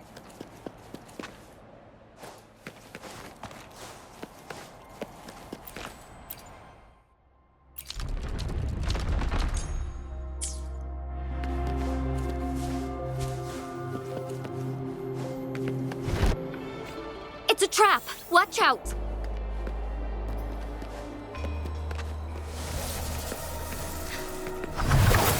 Onwards. Take 4. Onwards. Crosscut. Sever! Now that's it. Sounds come one with the sounds.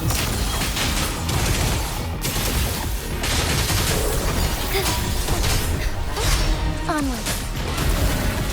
Evil be cleansed. Together we vanish. Sin mistake. Perish in flames. Make it fast. Strike as one.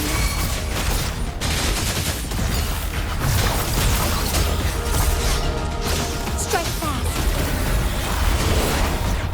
Together we vanish. My blade yearns.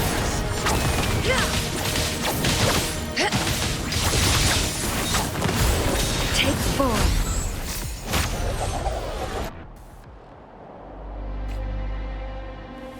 This is a testament to my connection with the world around me, and it's very much my companion now.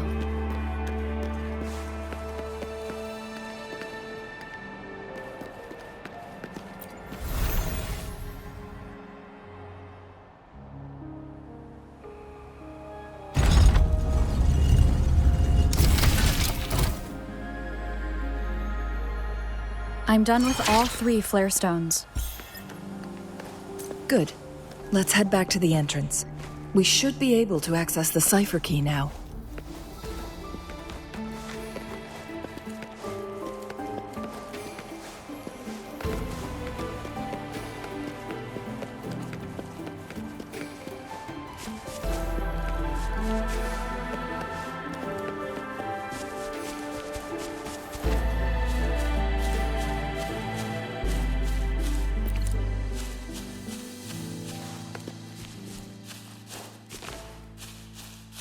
An unexpected discovery.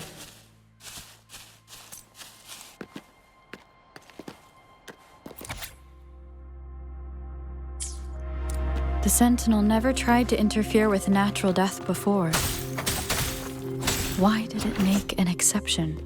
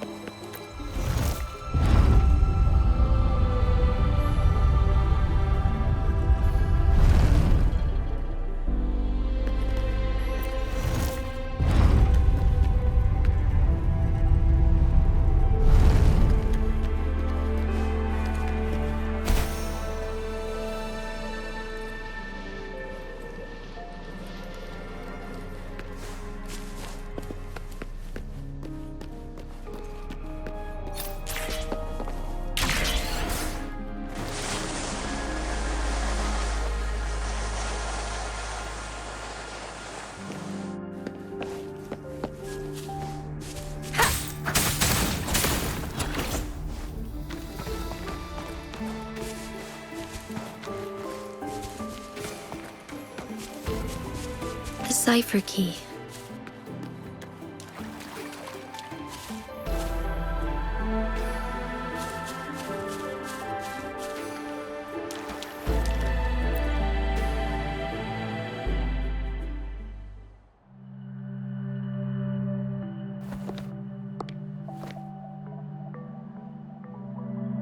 Rover, take good care of the cipher key. I'm leaving the rest to you and Jinji.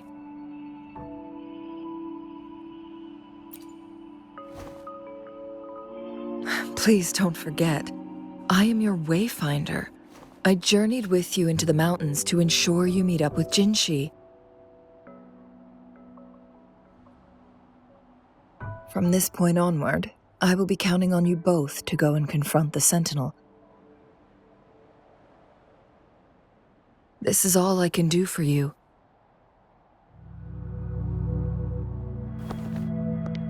I'm here to guide, not intervene. The path is yours to choose. Not to mention, the Fraxidus has been pestering us non-stop. You'll need someone to keep them at bay.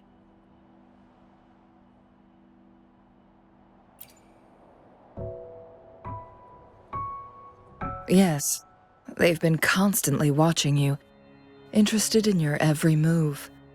They can never seem to take their eyes off of you.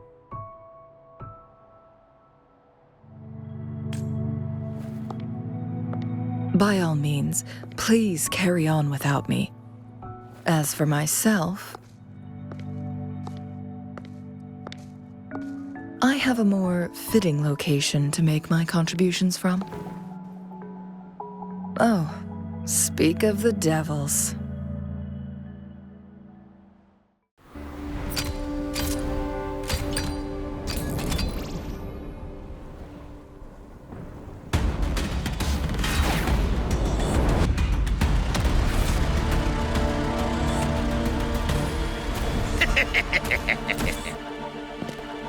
How rude.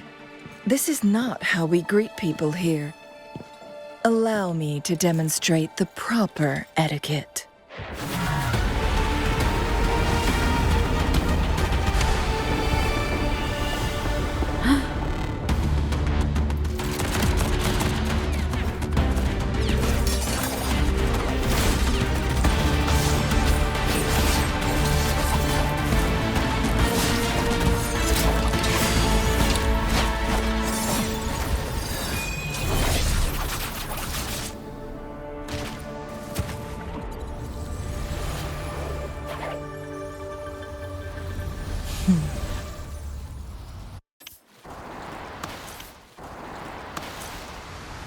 Changli.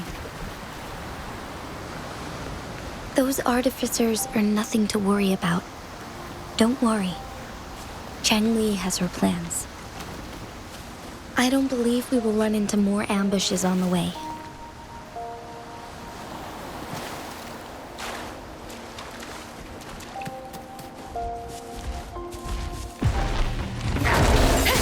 One with the sound. Blue!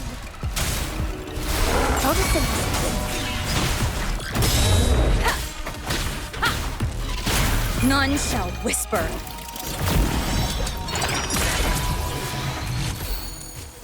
Cherish every game.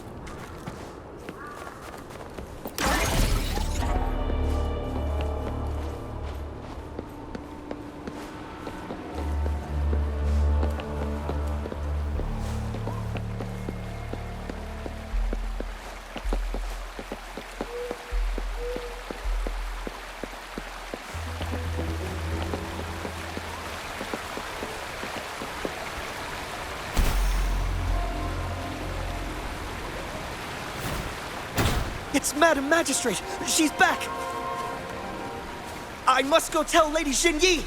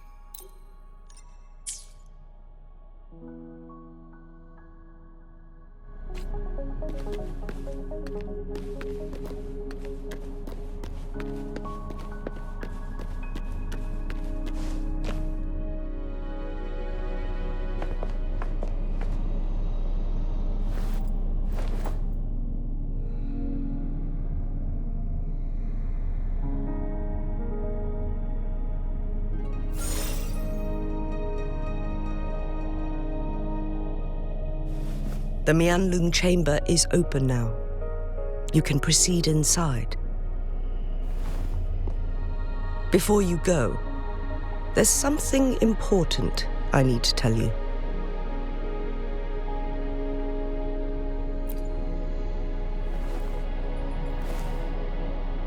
Changli was right. They used the Court of Cervantes' research to trap our sentinel in its resting chamber.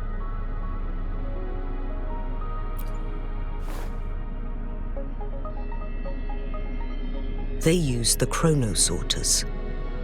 Our captured artificer revealed that the Fraxidus sent a death squad to invade Mount Firmament. They had a twofold plan. First, to place the chronosorter in the Huanglong chamber while it was still operational. And second, to lure the sentinel back to Mount Firmament. Although their death squad was no match for the sentinel, by forcing its hand, the powerful resonance ability of the sentinel would clash with the energy of the chronosorter. This would ultimately cause harm to itself.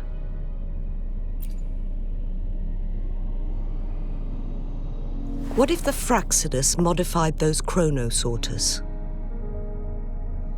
A whole bunch of them, pushed to their limits, all working together to deliver one massive blow.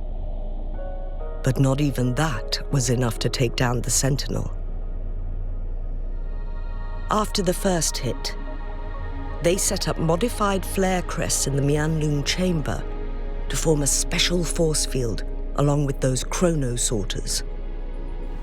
It prevented the sentinel from replenishing energy, and eventually restricted its movement and perception. So, we must free the Sentinel from that force field first. It would be a task more complicated than it sounds. The people of Hongzhen have lived with the Sentinel for generations. We can usually tell if it's in good shape or not.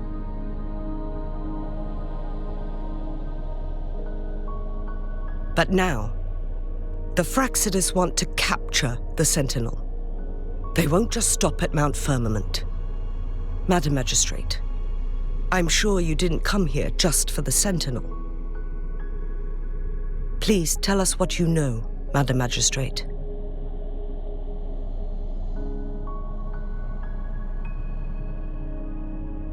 Yes. I will tell you everything.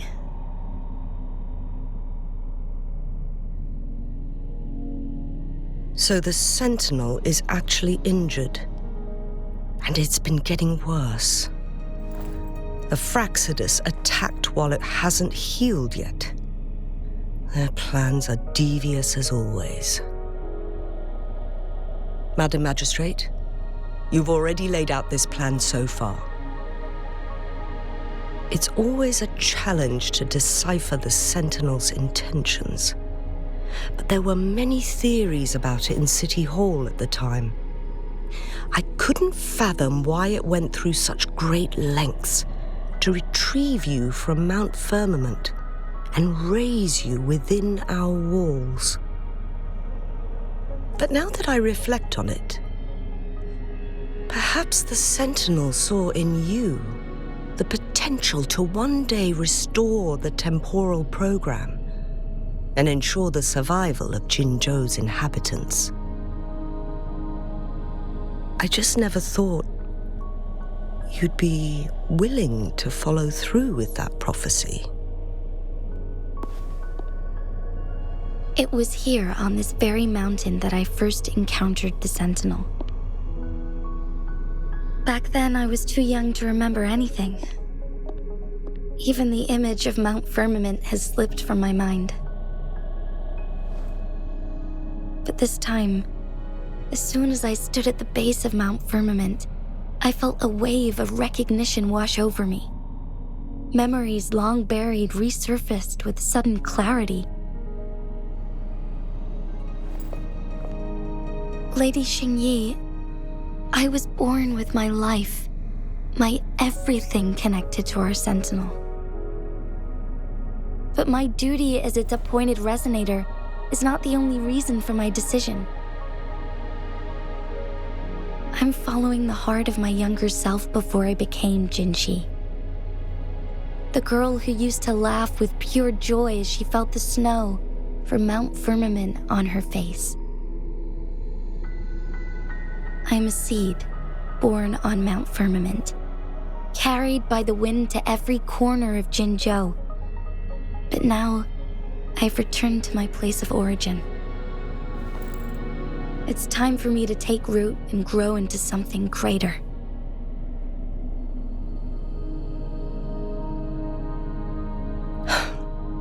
No matter what happens or what choices you make, please remember, the people of Hongzhen will always have your back.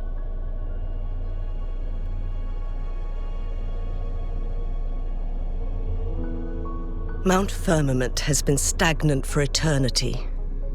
Perhaps a sudden crack of lightning is what we need to break through the fog of uncertainty that has lingered over us for far too long. Once you pass through Hongzhen, keep your eyes open for a cave on the northern cliff. That will lead you to a shortcut towards Mianlun Chamber. The place is directly under Mount Firmament's iconic loon-shaped cliff. I wish you two the best of luck.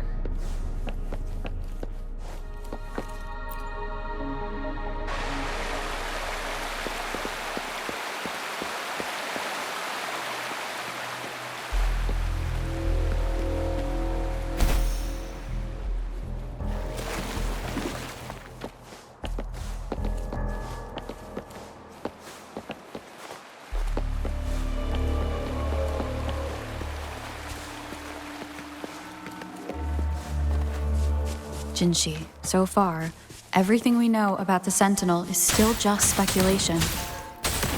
You were right. But my weakening resonance ability and my connection to the Sentinel leave me no choice but to explore these theories. Whether it's fact or fiction, truth or a lie, I have to confront the Sentinel and see for myself.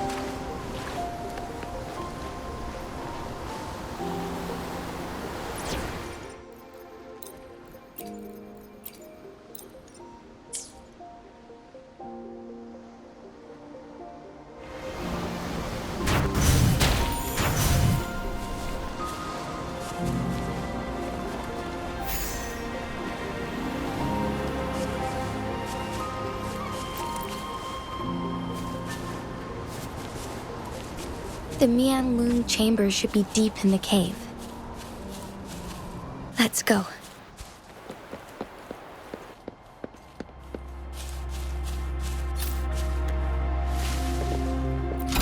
finish every game.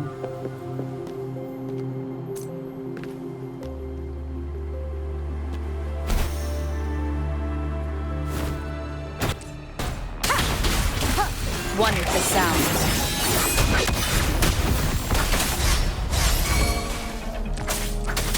Blue! Roll for me!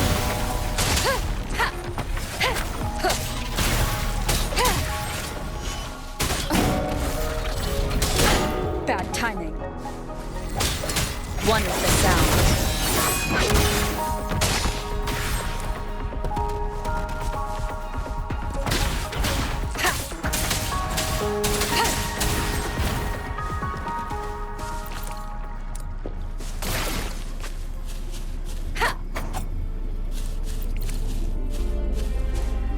Remnants of the past.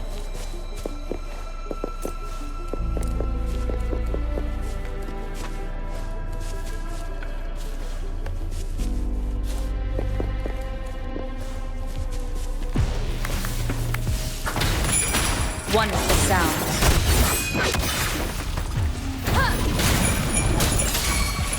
Down with the curtain! Leave it to me. Luminous energy.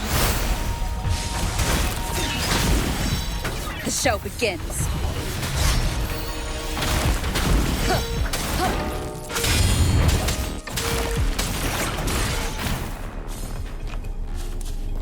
An unexpected discovery.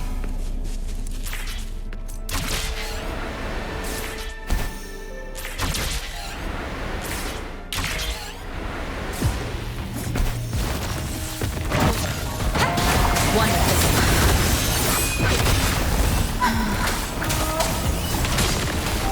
Last chance. Photosynthesis.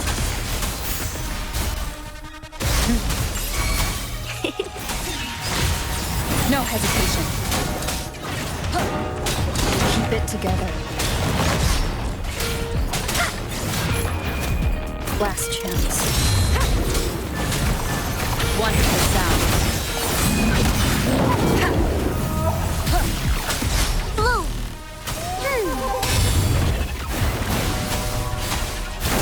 Listen up!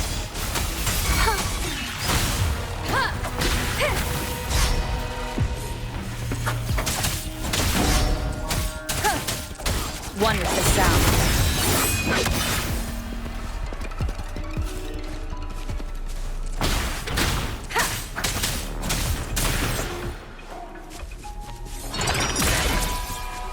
Remnants of the past.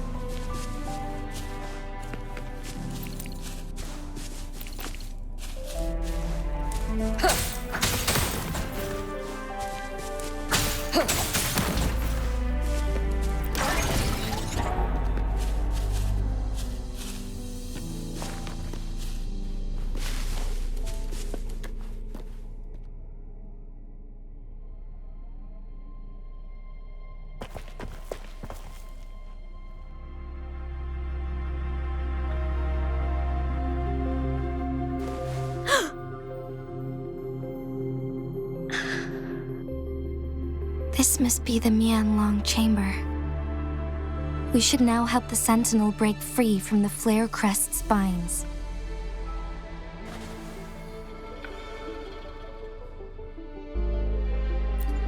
Chronosorters nearby may have frozen this body of water in time. Or it could have been caused by the temporal disruptions here. Either way, we can use it to our advantage. We can walk over the water now. We are too far away to see what's going on inside. Let's go. I still need more information to determine what we should do next.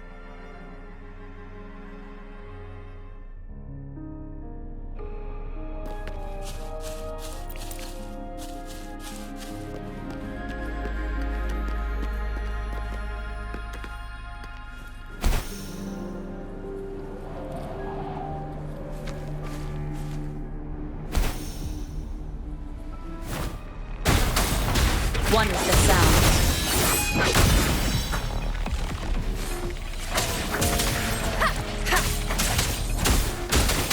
No hesitation. An unexpected discovery.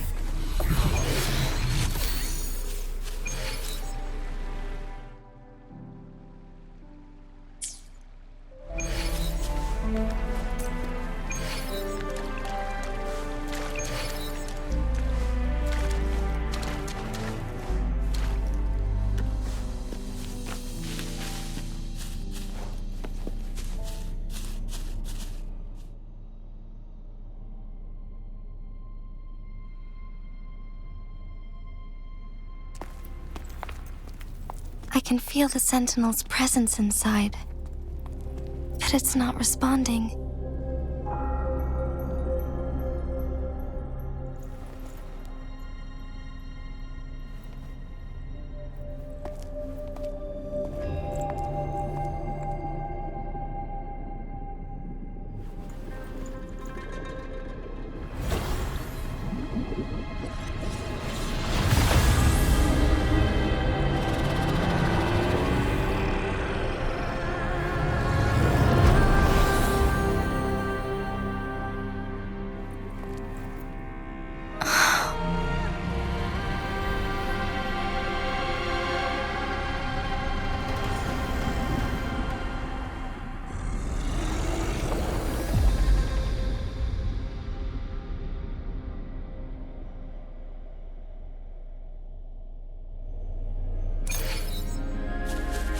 The flare crest.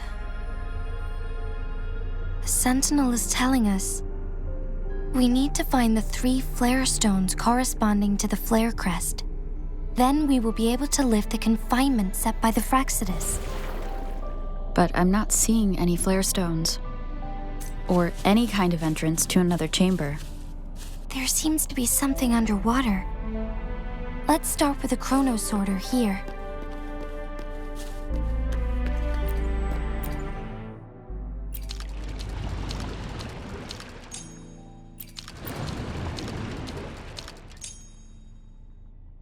The water level has dropped. It's the flare stone. On that rock. Let's go retrieve it.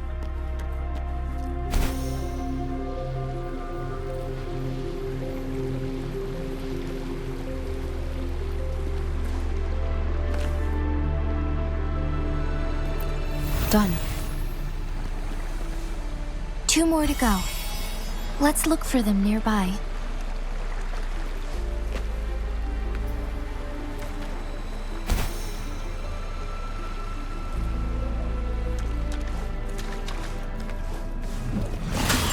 None shall whisper.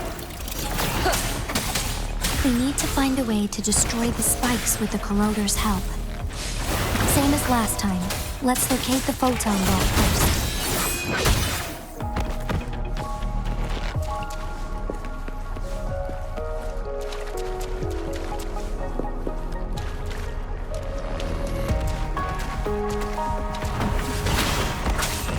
Checkmate.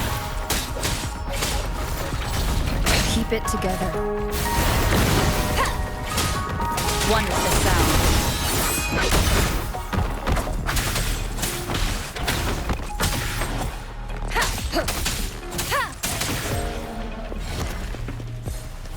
Notice luminous energy.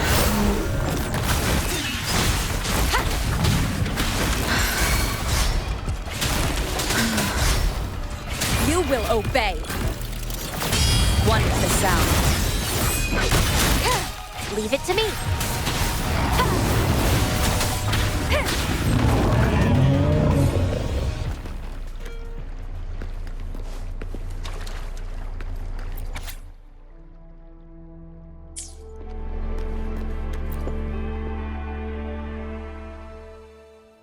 Once, tacit discords terrorized the land. The region of Jinzhou was under siege. A mother and her newborn child were hiding in ruins, trying to avoid the deadly creatures. they weren't safe for long. As the tacit discord found them, the mother sacrificed herself to protect her child. But with her gone, it was difficult for the newborn to survive. In a couple of minutes, its loud cries gradually died out. Fortunately, the newborn's cries echoed through the forest with a unique resonance that reached the ears of the mighty sentinel. With a burst of energy, our sentinel dispelled the surrounding evils, but sadly, it was too late. That night, Mount Firmament shook with the roars of a lung, and dark clouds gathered. The sentinel returned with a dead infant in its embrace. As if by magic, somber clouds parted, and shooting stars lit up the sky. With Mount Firmament's unique flow of time, the sentinel brought the deceased infant back to life. The resurrected infant became known as the Sentinel's appointed resonator, and went on to become the magistrate of Jinzhou.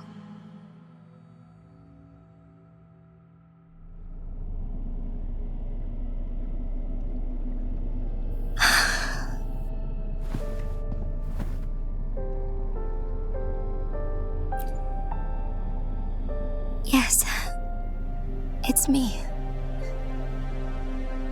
I've lived in Jinzhou my whole life, and never ventured into Hongzhen. Yet even I know of the legend. To me, Jue is more than just our sentinel or a revered divine being. It raised me and saved me from certain death. I've been thinking about it on our way here. If the sentinel predicted our fight, why would it even bother saving me in the first place? Now I understand why. Because I am the Sentinel's resonator. I may not have any extraordinary abilities, but I do possess the temporal program that it accidentally lost.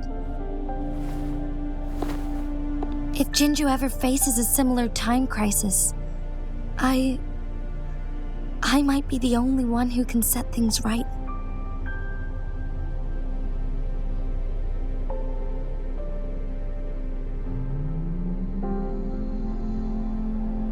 In our Sentinel's prediction, the battle between us is supposed to happen in the distant future. It had been waiting for an opportunity, a right moment to tell me the truth. That's why it didn't explain. Now may not be the opportunity the Sentinel has been waiting for, but my body cannot hold up much longer. I have to go and face it while I still can, to learn about the truth or complete our destined battle.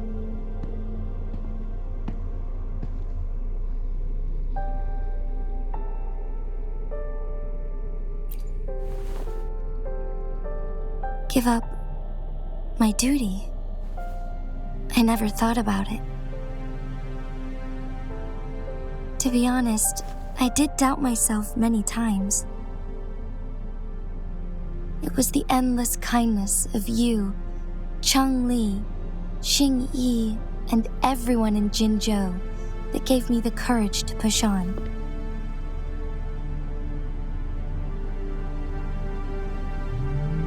Even Jue's decision to bring me back to life, whether out of pity or not, I am truly grateful. The thought of it warms my heart every time. Jinzhou holds everything that's dear to me. Even without the title of magistrate, I could never leave Jinzhou behind.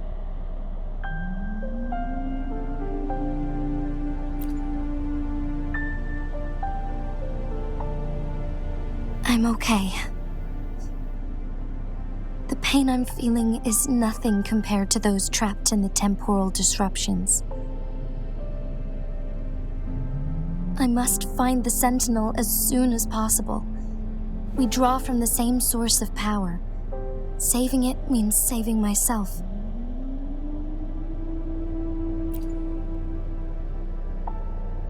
If there is truly no other option in the end, then I will have to fight it. I refuse to back down. I will fight. To protect the Sentinel and to defend Jinzhou. One life may be lost, but many will be saved. If it means keeping everyone safe, then I have no regrets giving my own life. But let me make one thing clear. I am not planning on dying yet. I am here to fight for a chance at survival, no matter how slim that chance may be. We're not in a situation where death is our only option, are we?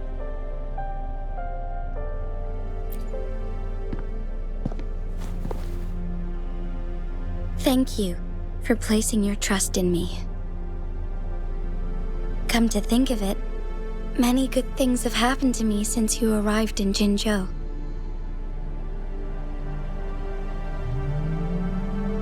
Thank you, Rover.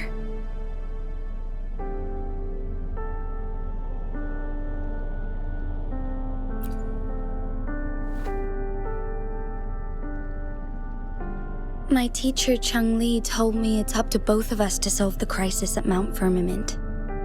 As I know you have a special connection with our Sentinel, I need your support in this decision.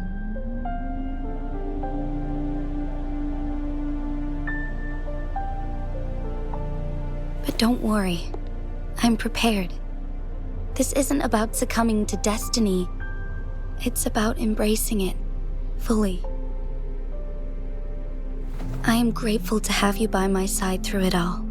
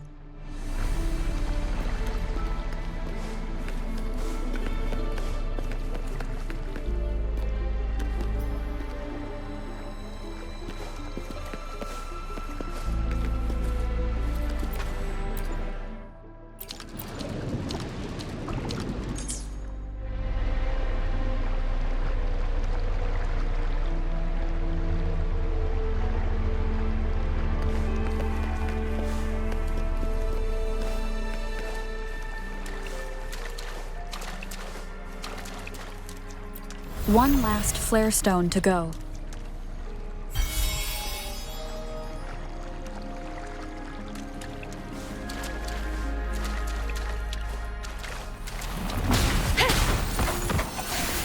One with the sound.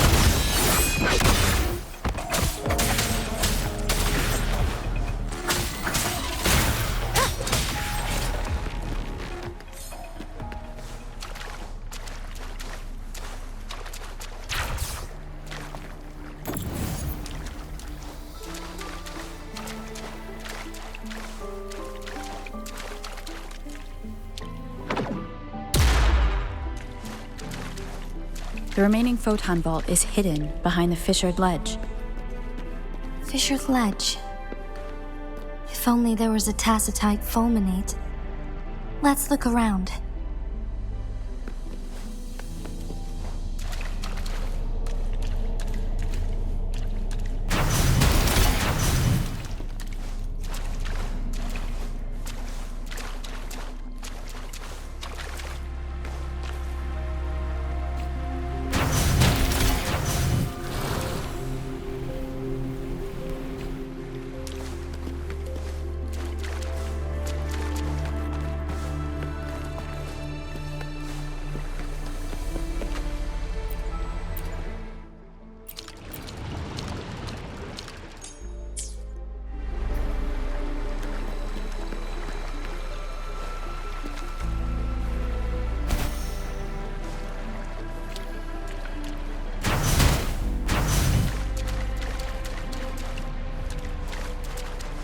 catch up?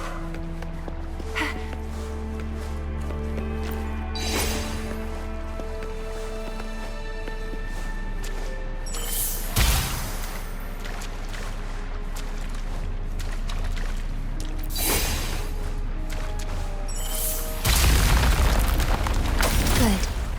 Now we can get that flare stone.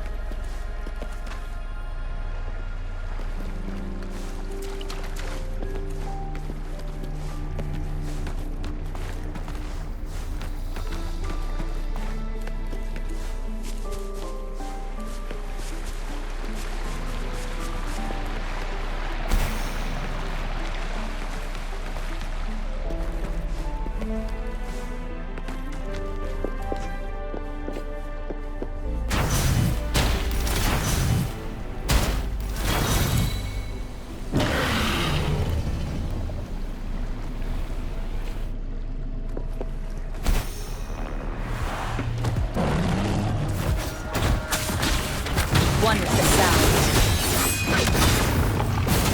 Listen up. One more time.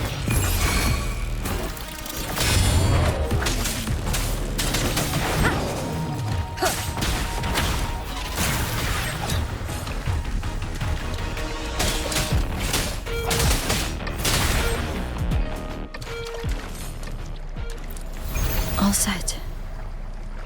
The Sentinel should be able to break free now. Yes, I believe so. Let's head back to the Sentinel's place.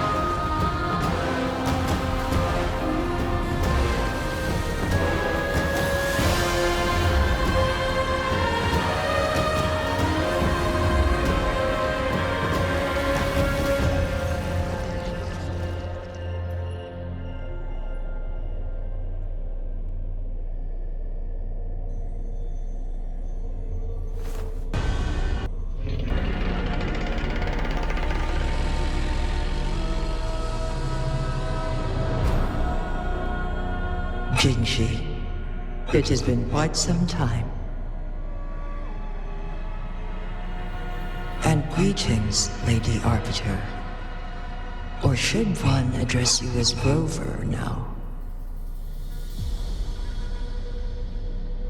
One cannot discern the cause of your arrival. Yet its significance heralds Jinzhou's fateful juncture.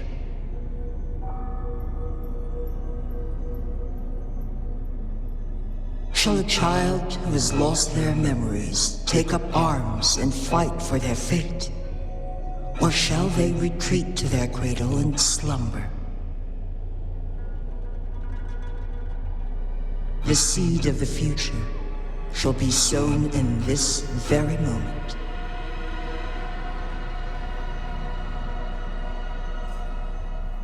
Once the situation settles, an explanation shall be provided.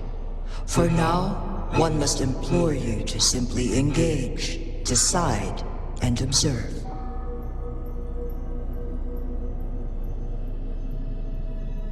Jinshi, your journey has been an arduous one.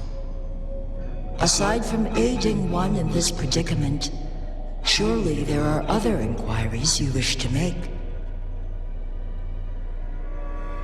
I cannot bring myself to ask for more. All I seek is the truth. Mount Firmament is in grave danger. Regarding the temporal mandate and your injuries, Please do not keep the truth from me any longer.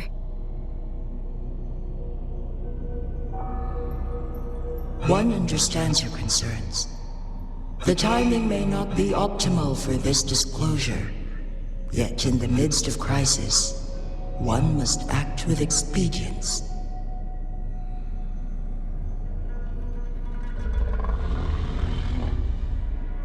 For one will soon perish.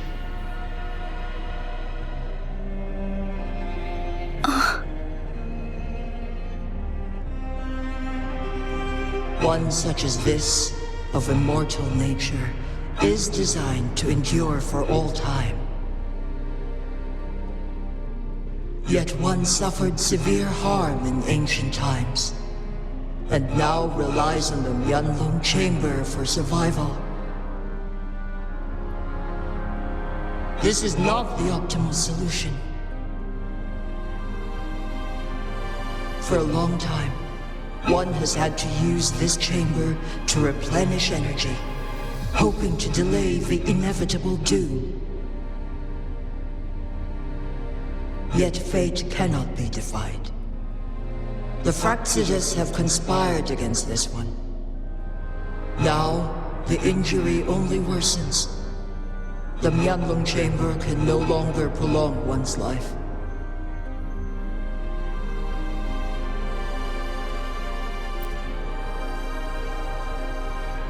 Jinzhou. The city of Jinzhou will be no more.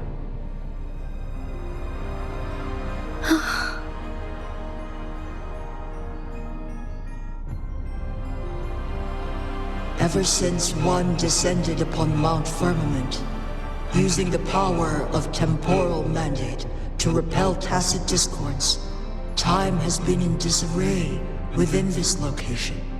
The fate of Jinzhou was sealed from that moment on. Over the past millennia, one has defied the laws of nature and sustained Jinzhou at the cost of one's own life force. Otherwise, the temporal disruption would wreak havoc not only on Mount Firmament, but on the entire region of Jinzhou. If this were to happen, all life will be engulfed in a chaotic storm of twisted time flow.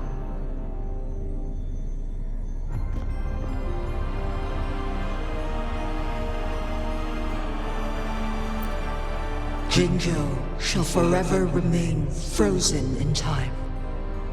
The past and the future melt into one, rendering life indistinguishable from death. The ceremonial rituals and endless battles persist, intertwining joy and sorrow into an eternal blur. All inhabitants of Jinzhou shall endure this perpetual fate until time itself ceases to exist. It is this one's own doing, and one must put an end to it. In the coming days, one will exert every ounce of strength to freeze the time in Jinzhou at the cost of one's remaining life. In that moment, Jinzhou will fall into stillness, but not perish. In the distant future, the people of Huanglong may discover a method to rescue Jinzhou. Is there truly nothing else we can do? This is not the optimal solution, but it suffices as an option. Please, forgive me, but I cannot do as you say. A decade, a century. What if nobody comes up with a solution? By that time, the world will have turned its back on this forgotten city. And who would be willing to spend precious resources rescuing a small city in a far-off corner of the world? Jinzhou's fate deserves better than an uncertain future. Whilst one may not live to witness the future, one can still envision endless possibilities yet to come. In my deduction, this method proves to be the most effective and stable. Magistrate Jinji, as you express doubts, pray tell, how do you propose to solve this issue? The flow of time upon Mount Firmament is in disarray, and it can only be contained through one's utmost effort. If one does not freeze the time now, the situation in Jinzhou shall surely worsen 100-fold, or even 1,000-fold, after one's passing.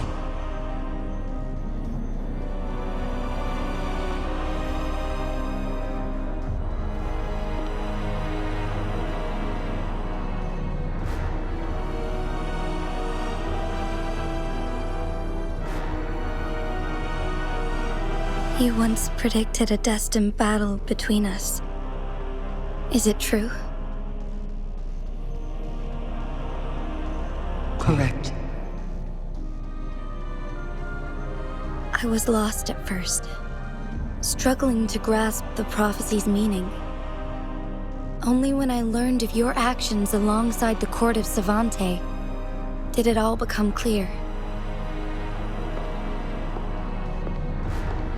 By clashing two resonating powers, a second resonance awakening can be induced. Through this, I am able to push my resonance ability beyond its limits and invoke the temporal mandate to restore the flow of time. Though I will be forced to raise my blade against you.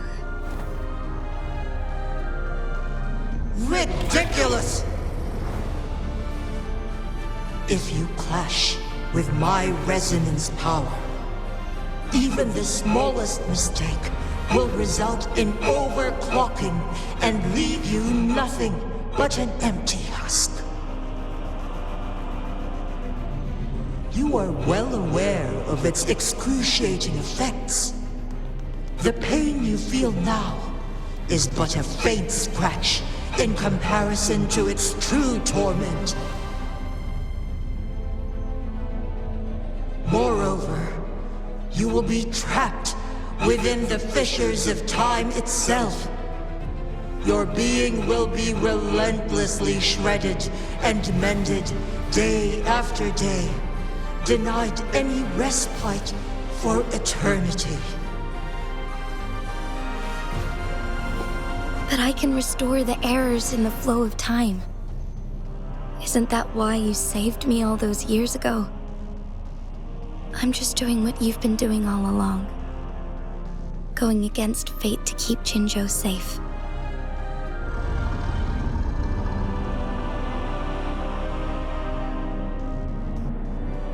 Jinshi, you are given one last opportunity. Let me freeze the time, and I can ensure your safety.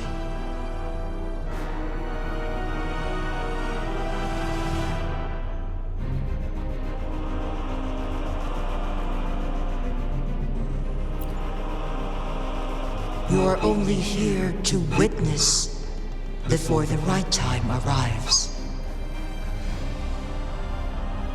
But you are not compelled to remain idle. Should you intervene, we may augment Jinshi's odds of survival by a fraction. Command me to transfer my temporal mandate access to Jinshi at the right moment. The moment of her resonance ability's depletion, when she is teetering on the brink of overclocking and near death, then we may still save her life. Miss that moment by even the slightest margin, and Jinshi's fate will be sealed.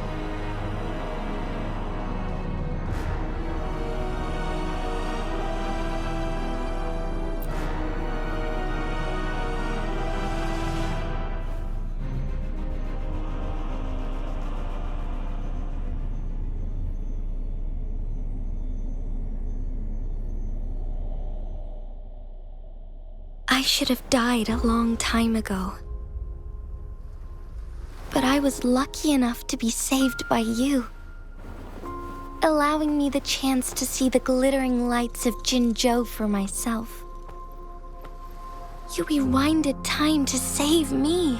I am responsible. Jinzhou is my home. If it's ever in danger, I will do everything in my power to protect what I hold dear, even at the cost of my own life. Such a valiant speech. Do you know the weight of this decision?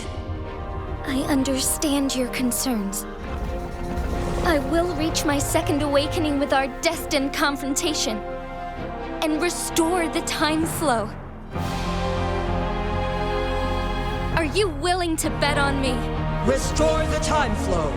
Pray, from where does this confidence arise? You are my resonator, but your strength is only a fraction of mine. There is little chance for you to retreat unscathed. But I can at least win some hope for our people. Even if it costs me my soul, my everything. I cannot die without trying.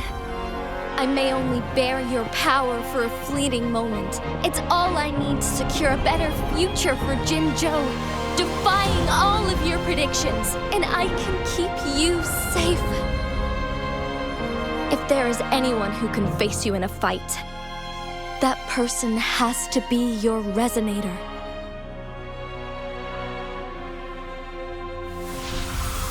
I will be your final winning move in this game.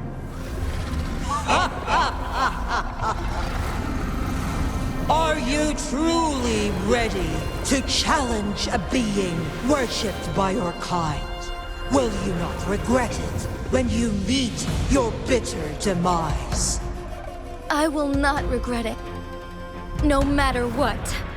Very well, Magistrate of Jinzhou. Come to the summit. Demonstrate your prowess. Show me how you shall be my triumphant ace.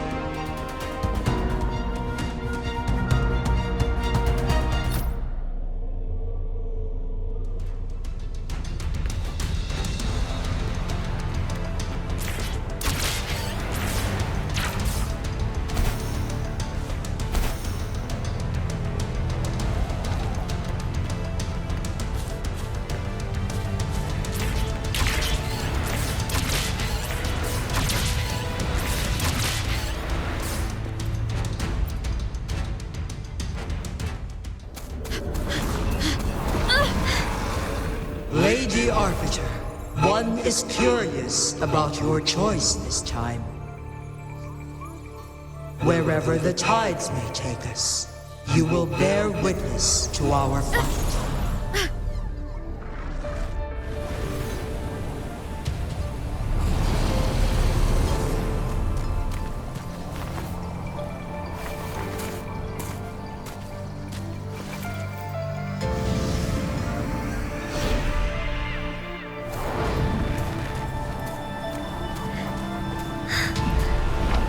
Government must be guided by virtue. Chi, do you keep this in mind? Yes, virtue must come first. Politics, commerce, it all must serve the people. From now on, you shall be known as Jinshi, bearing Jinzhou's name as your own. What do you think of this world? Like Here, darkness clings, but lights flicker in the gloom. A guiding light preserved.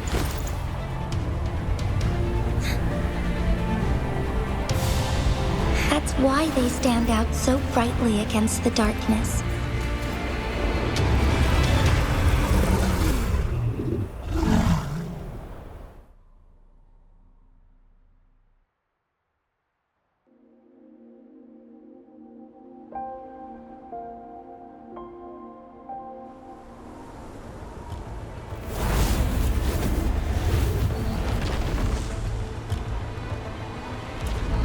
This entrance leads to one sonorosphere.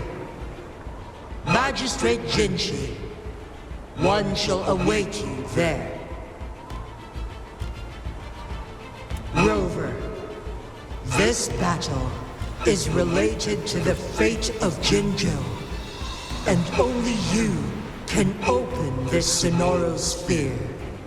The key to Jinzhou's future lies in your hands.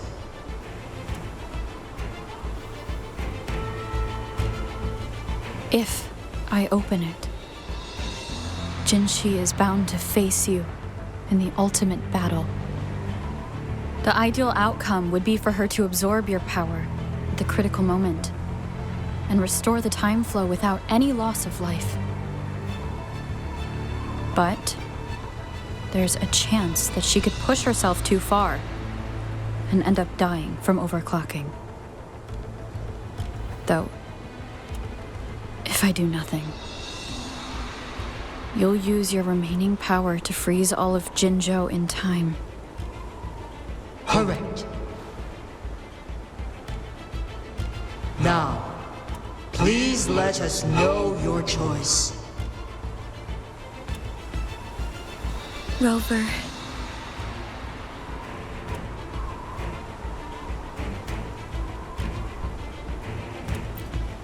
I understand. I have made up my mind since before I stepped foot on Mount Firmament. Leaving Jinzhou behind fills me with regret. Knowing I may never again bask in its glorious sunshine, or witness the purity of its snowflakes. But that's why I'm here. To ensure that others can still experience the wonders of nature. Our city has a rich history, with generations witnessing endless sunrises and sunsets at the border. Our people have sacrificed their blood and tears to protect Huanglong's safety. They deserve a bright future. I want to protect Jinzhou in my own way. As Jinshi, as a citizen of Jinzhou, and as Jinzhou's magistrate. Let's begin.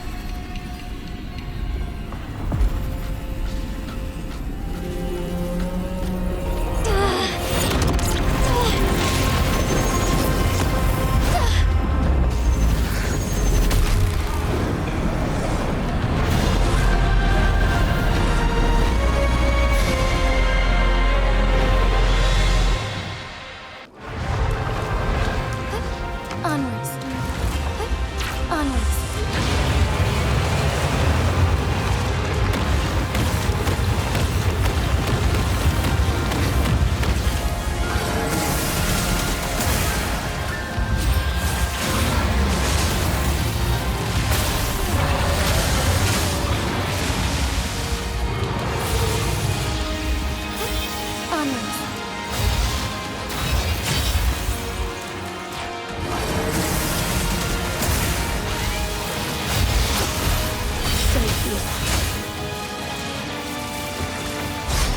Strike fast.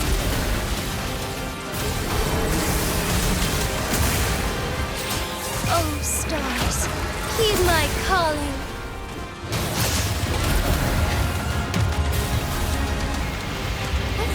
Onwards. Onwards. Quite the impressive feat, Magistrate Jinshi. However, you are still a long way from inheriting my power.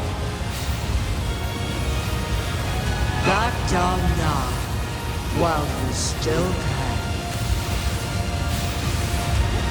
I've made up my mind, and I will not back down. He once said it's not easy to become a candle of light, but I still want to try.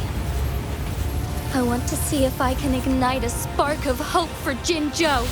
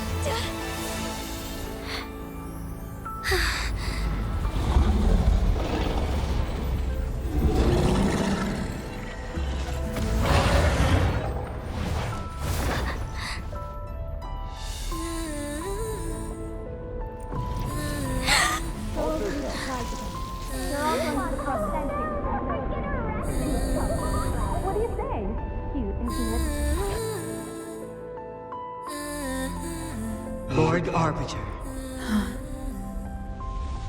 May this one transfer the temporal mandate to Jinshi.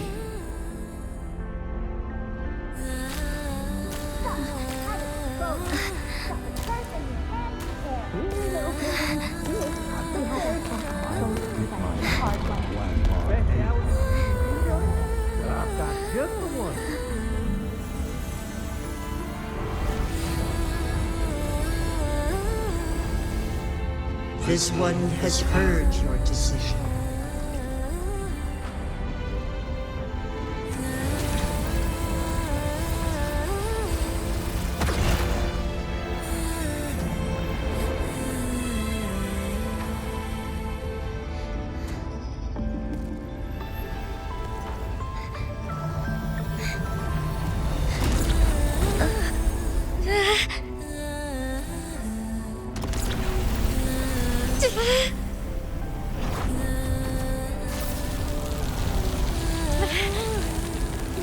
What do you think of this?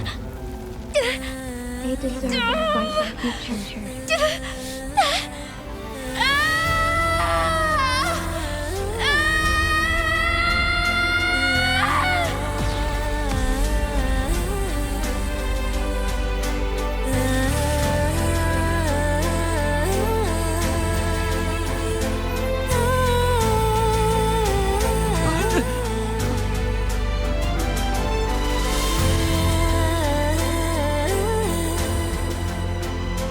The transfer has been carried out as you instructed. Jinshi, one shall honor one's promise and restore Jinzhou's future to you and its people.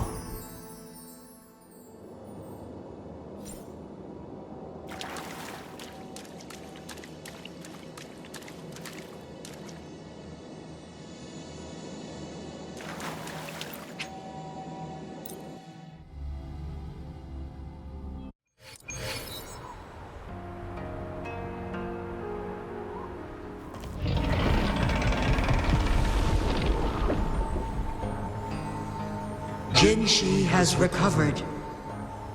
One will soon send her back to Jinzhou for recuperation. please do not worry.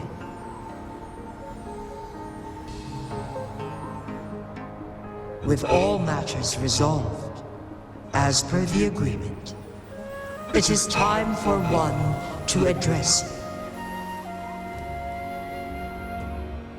One is prepared to answer any inquiries you may have.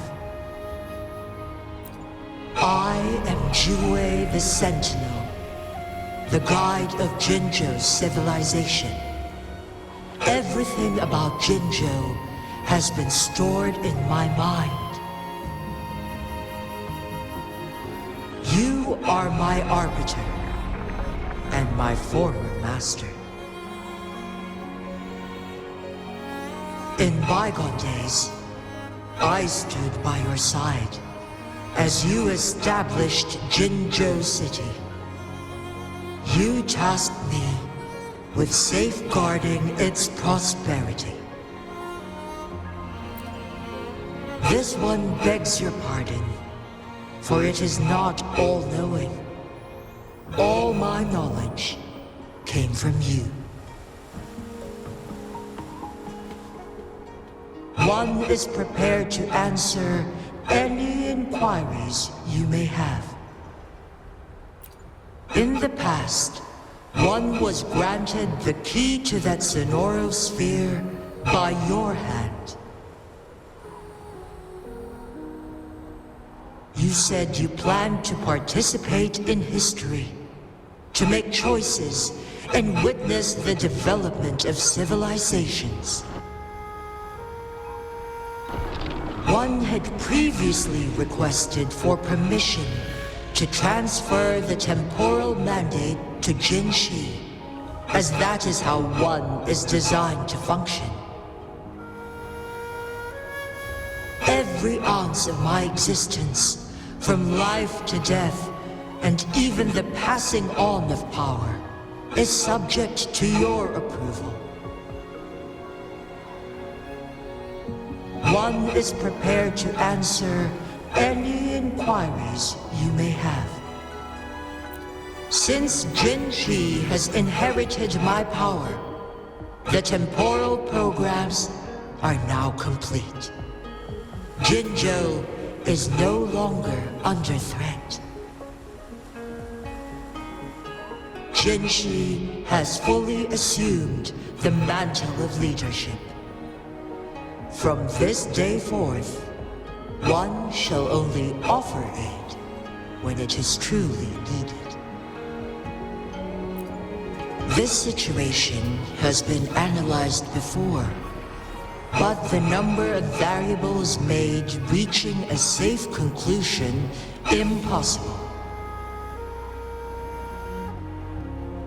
To accomplish her goal, Jinshi must possess both strength and confidence. Revealing the truth to her earlier would only add to her troubles and not aid in improving her abilities. Today was not the ideal moment for our destined battle to unfold, but the Fraxidus has remarkably escalated its arrival. One is prepared to answer any inquiries you may have. The flow of time on Mount Firmament has been restored to its natural pace, but the citizens of Hongzhen must still contend with shortened lifespans should they attempt to depart. Fortunately, with Jinshi's resonance ability, they can stay safe as long as they remain on the mountain. For lack of a better solution, this is the best we can do. Through countless ages, the imposing Mount Firmament stood firm against the storms. But as spring brings thunder and change, one feels a spark of transformation in the air. The people of Hongzhen have a bright future ahead. One that can be steered in the right direction within mere days with proper leadership. One is prepared to answer any inquiries you may have.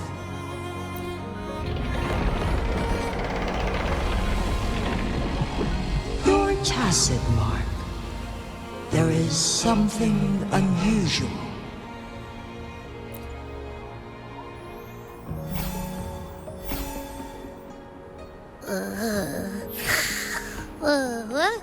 What? What's wrong? Rover, who's bullying you? Huh? Is it you, big thing? Huh? How dare you? I'm gonna teach you a Wait, pause. I don't think it has any bad intentions. It smells like the unnatural smell I smelled in Jinzhou before.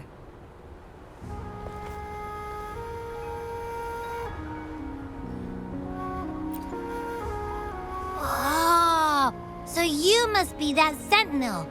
Hello there, big one. Rover, why didn't you wake me up earlier? I got a feeling I missed out on a lot of fun.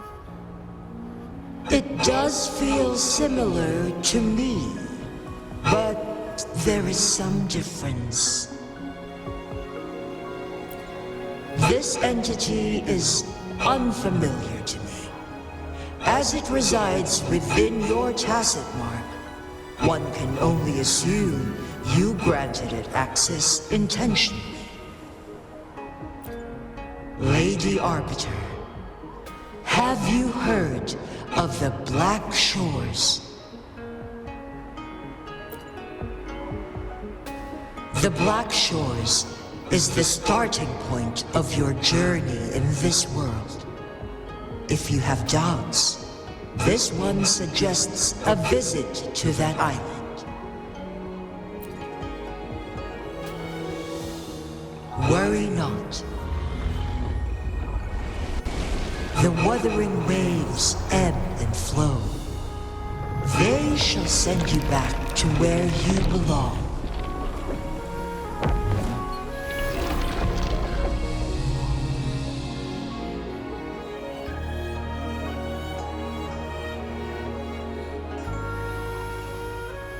One suggests heading back to Hongzhen to reunite with your companions, Lady Arbiter. With Mount Firmament no longer posing a threat, surely Hongzhen will undergo significant changes.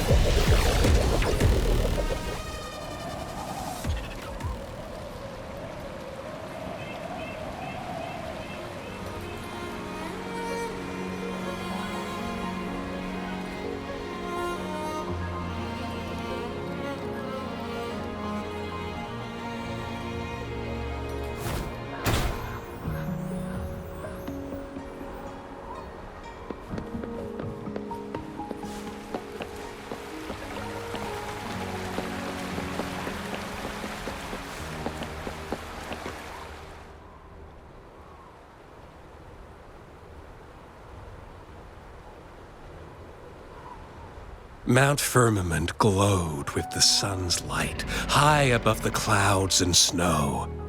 Then, suddenly, they vanished, revealing a distant blue sky. And amidst it all stood a white-haired maiden, like a goddess descended from the heavens. With a mere wave of her hand, she brought forth a new season, transforming the streets below. This maiden was none other than the dead infant, now reborn as the magistrate of Jinzhou. When thunder roars in spring's embrace, the sun shall shine upon this place. For only through death and strife can one truly embrace new life.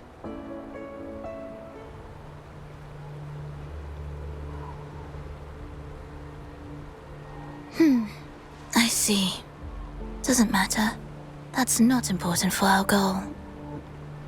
We have the answers we wanted already. With the second resonance awakening, we will tap into powers that rival the Sentinels. Complete control of the artificial resonator awakening process is within reach. And lastly, about that rover. This trip was worth it. We've collected many wonderful notes, haven't we? It's about time. Get moving. Can't let a certain someone wait too long behind bars.